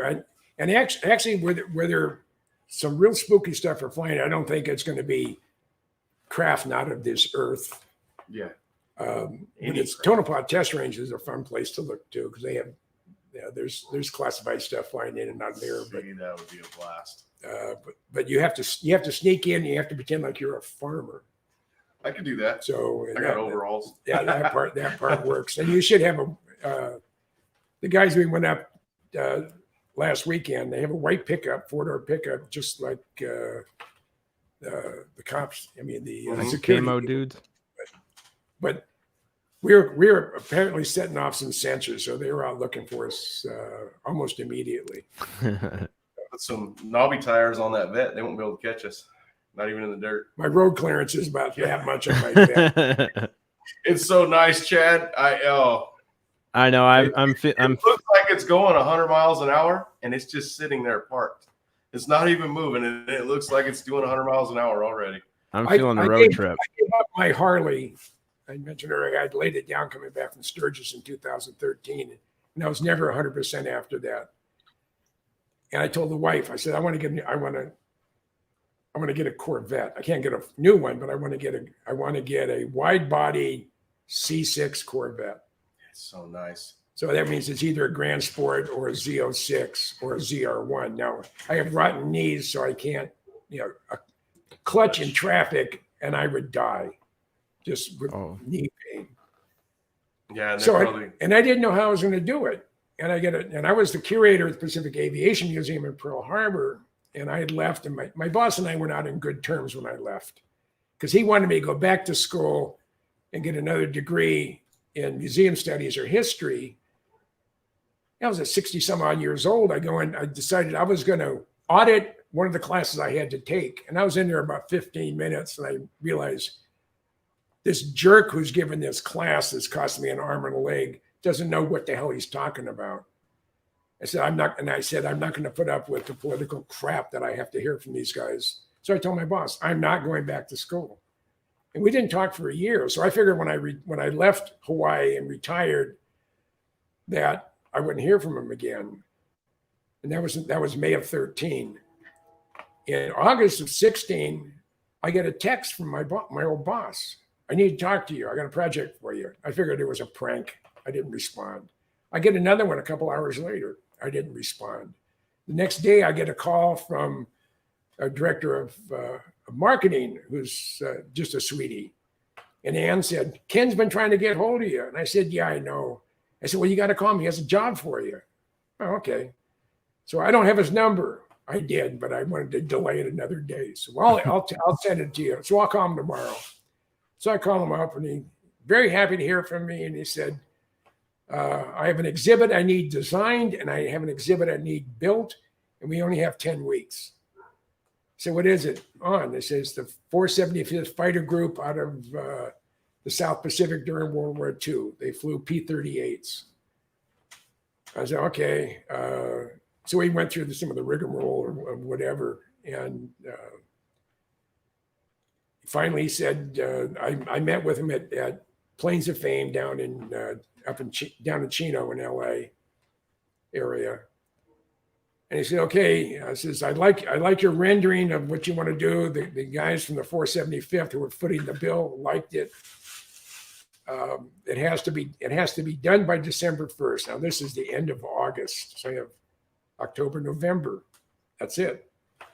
And they fiddled-farted around for a while. When he said, well, what are you going to charge? I said, $1,000 a day plus $75 a day per diem, plus all out-of-pocket expenses. He said, approved.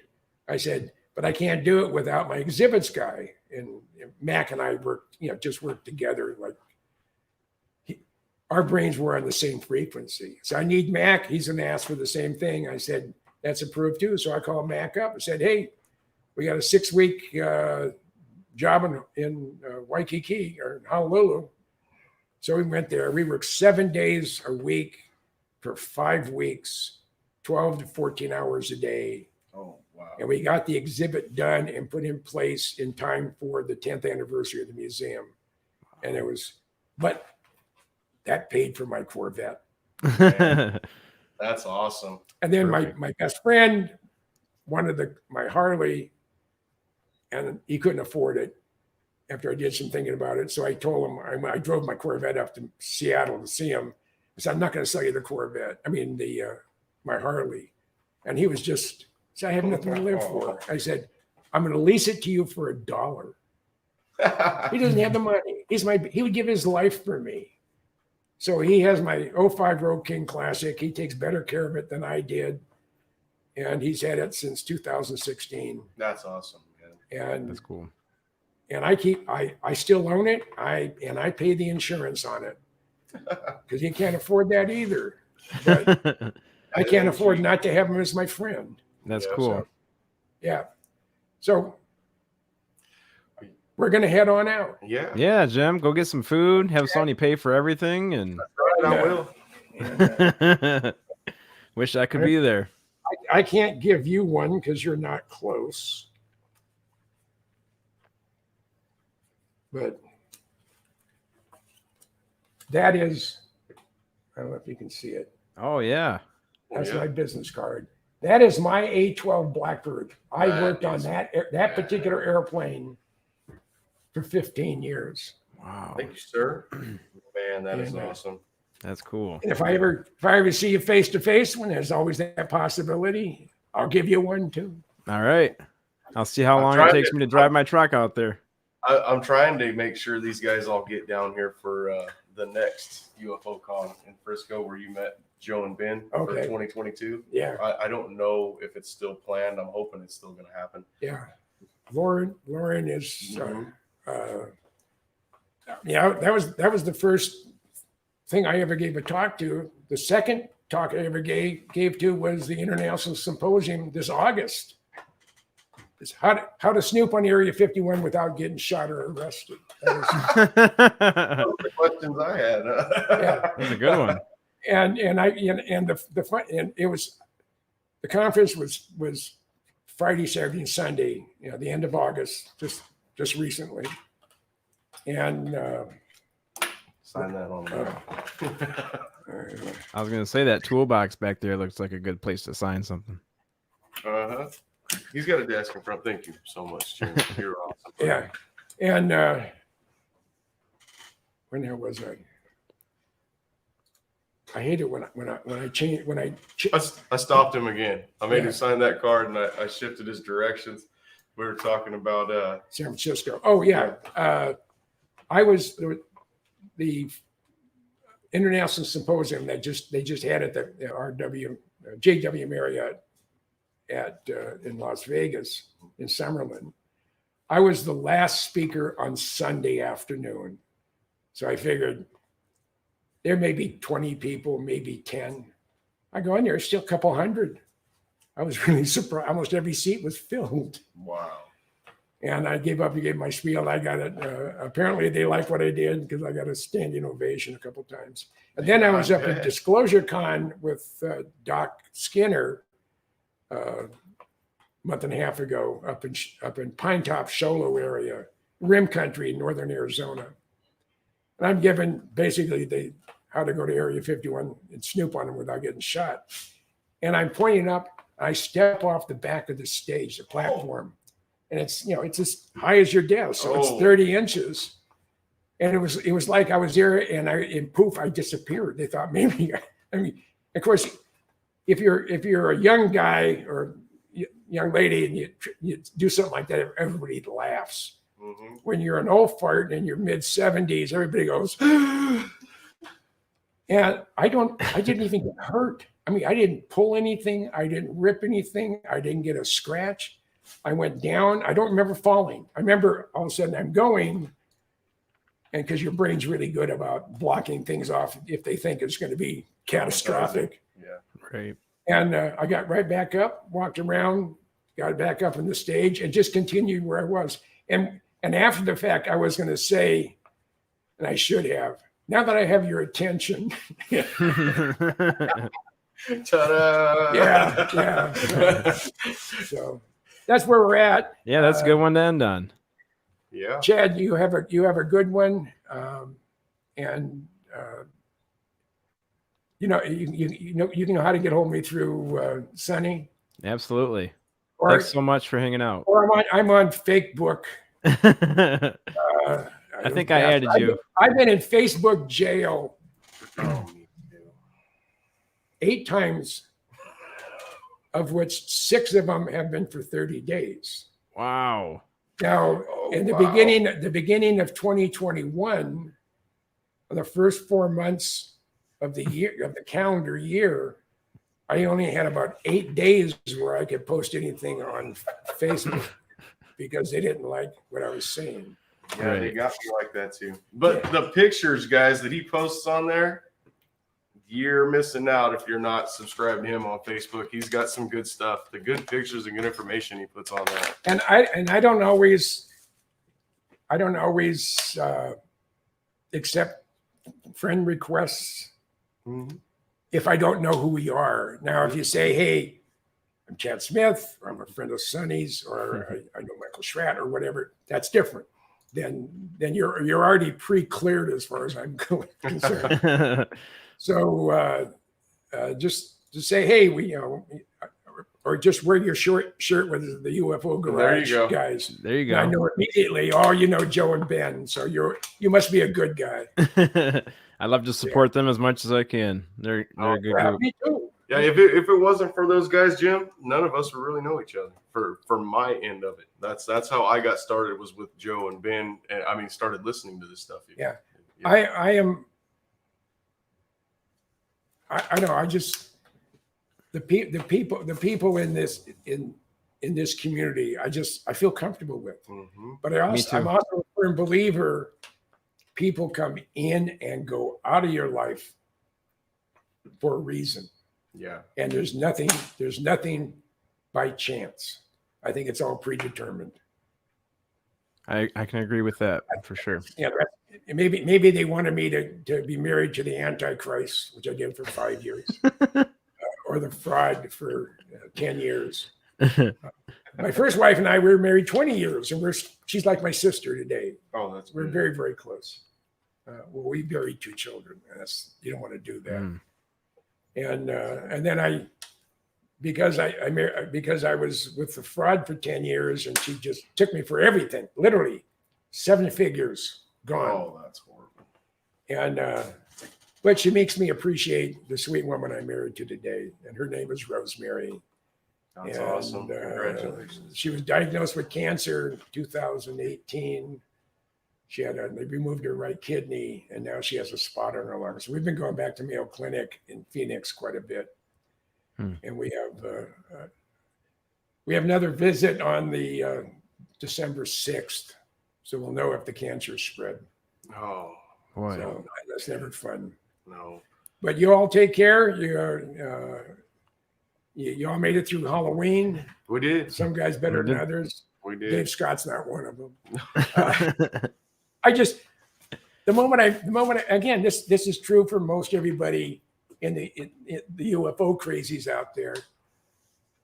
I feel comfortable with someone, and there are people that I run into without them saying a word, without looking at them. There's something, their energy says, hey, Right. this guy's an asshole, Yeah. or he's Yep. gonna screw you over.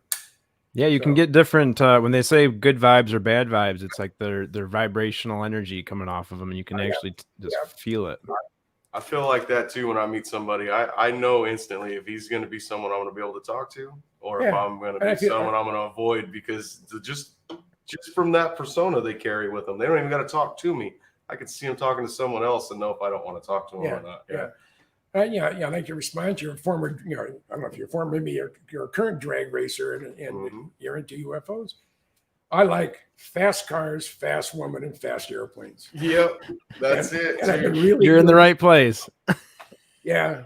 Well, I mean, the cars I had, probably my hottest car, I had an 800 horsepower supercharged 57 Chevy Bel Air. Oh, Red. man. I've had it posted on Facebook. It was a project car for Super Chevy magazine. I had most of my cars have been hot. I had a 67 big block Camaro, turbo hydromatic on the column with a bent seat. 67. The fourth one with a big block, and the first one with a turbo hydromatic. I had a 68 375 horse big block, a 69 375 horse big block Camaro. I had a 70 Z28. I had an 87 IROC. I had a Pontiac Can-Am with a small block 302 Chevy in it. I had a 96 Impala SS at 400 and some odd horsepower Oh, man. with no top speed limiter, and my son has had it up to 150 on freeways in Minneapolis, but it was 4:00 in the morning. I had a 96 Impala SS. I had a 2006 GTO, and I now have my 2010 Grand Sport. So I've been a Chevy guy most of my life. Yeah. That's an impressive list. It's Yeah, just, he's got scars. it's just fun. It's just fun. So That's awesome. we're going to say adios, amigos. Yeah, go get some lunch, guys. Aloha, and Auf Wiedersehen, and I'll see you guys later. Yeah, and thanks everyone for tuning in again to another episode of Paranormal Chop Shop. big thanks to Jim for coming in, guys. I hope everyone was entertained. I'm pretty sure you were. I know I was. I'm more than happy. I'm ecstatic. Guys. Me too. I'm so excited to have him here telling his stories to share with you guys. I mean, it's and my books do the same thing. I'm a storyteller, and you know, my first picture book was on the B2, and it just tells a story in pictures. And I've been buying aviation books forever, and the first thing I get, whether regardless of from Squadron Signal or from other publishers, you go through and you look at all the photos and you read all the photo captions, which tells you 98% of the story, and then maybe, and maybe rarely too, go in and read the text. So I figured, I said, That's me.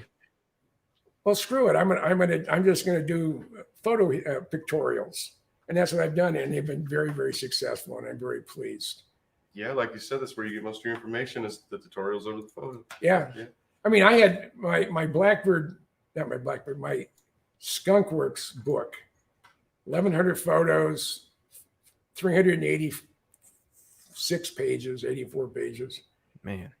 I have almost 100,000 words of photo captions. Now, Wow. anybody who's written a book, 100,000 words, that's a lot of words. But you couple that with 1,100 photos, it pretty much tells the whole story. Sounds like a book I'd like to read for sure. Yeah, I showed him a list of your books last night. Yeah. And he just responded with, whoa. And there was only like 10 of them in there. And I was laughing. I was like, yeah, look them all up, buddy. There's a bunch. I absolutely hated with a passion writing, anything to do with books. I went back for the 50th anniversary of Los Altos High School, where I went to high school. And I had a brag book with me. And I had a shot of all my publications. And I had a beautiful house on Whidbey Island, and you know, everything was positive. And I only ran into one of my teachers. He said, "You remember me?" She said, "How could anybody forget having a student named James C. Goodall?" Yes, I remember exactly who you are, even though it's been almost 50 years. I said, you know what I ended up doing as fun? She said, "What's that?" She says, "I'm a published author." And she said, "You gotta be kidding me." I said, "Nope." Isn't it like 28 or something? I'm working on 29 right now. 29. Wow. That is amazing, man. That's awesome. That just blows my mind. That's amazing, Jim. And the big ones are I can only do about one a year because I usually spend at least a year putting it together. Wow. That's impressive. Yeah. Well, guys, we're gonna go get some lunch. Yeah, go get some food, guys. You Thanks have a for great tuning one, in. and everybody. There's a Peppa H. I see a lot of comments in there. Yeah, and H and Tammy's here, and Spooky Moral. Is it Morales? Huh? Morales. Yep. but if anybody wants to link up with me on Facebook, put down where in your thing. Hey, I want to be friends. You can say I'm a friend of Sonny's, or a friend of Chad's, or a friend of the UFO Garage guys, anybody in the UFO community, and I'll accept your friendship. But it's the ones where you get a request and there's no photos in there. There's just it's a Right. fishing trip. Yep. And lately I've been getting solicitations from online hookers. Oh yeah. And they're good looking. They say, hey, for a good time, link up. And Don't click on those. It's probably just a dude on the other end of it. Yeah. No, Yeah. I have some good anti-spam and virus protection on my, and I have a Mac, so you don't have nearly the problems you have on a PC. Yep, for sure. All right, Okay, guys. Stay out of Thanks a lot. jail. Thanks a lot, Jim. Peace out, everybody. Thanks for tuning in to Paranormal Chop Shop again. And we'll see you all Friday. Friday, we're going to have Liv Liv is going to be on with us Friday. We'll fill you all in more about that. She's a girl that plays video games, but she's also seen some ghost stuff. She went to a haunted mansion. She's going to come and tell us all about that. She's really pretty. She's a That'll be model. exciting. Sexy girl. Going to tell scary stories. Can't get no better. That's right. Okay, guys, we are out. Peace, love, and chicken grease, or as Big Willie says, peace, love, and taco grease. That's right. And yeah, Chad, go ahead and hang out for a second. But guys, we're signing off. Talk to everybody later. We'll see you. See you.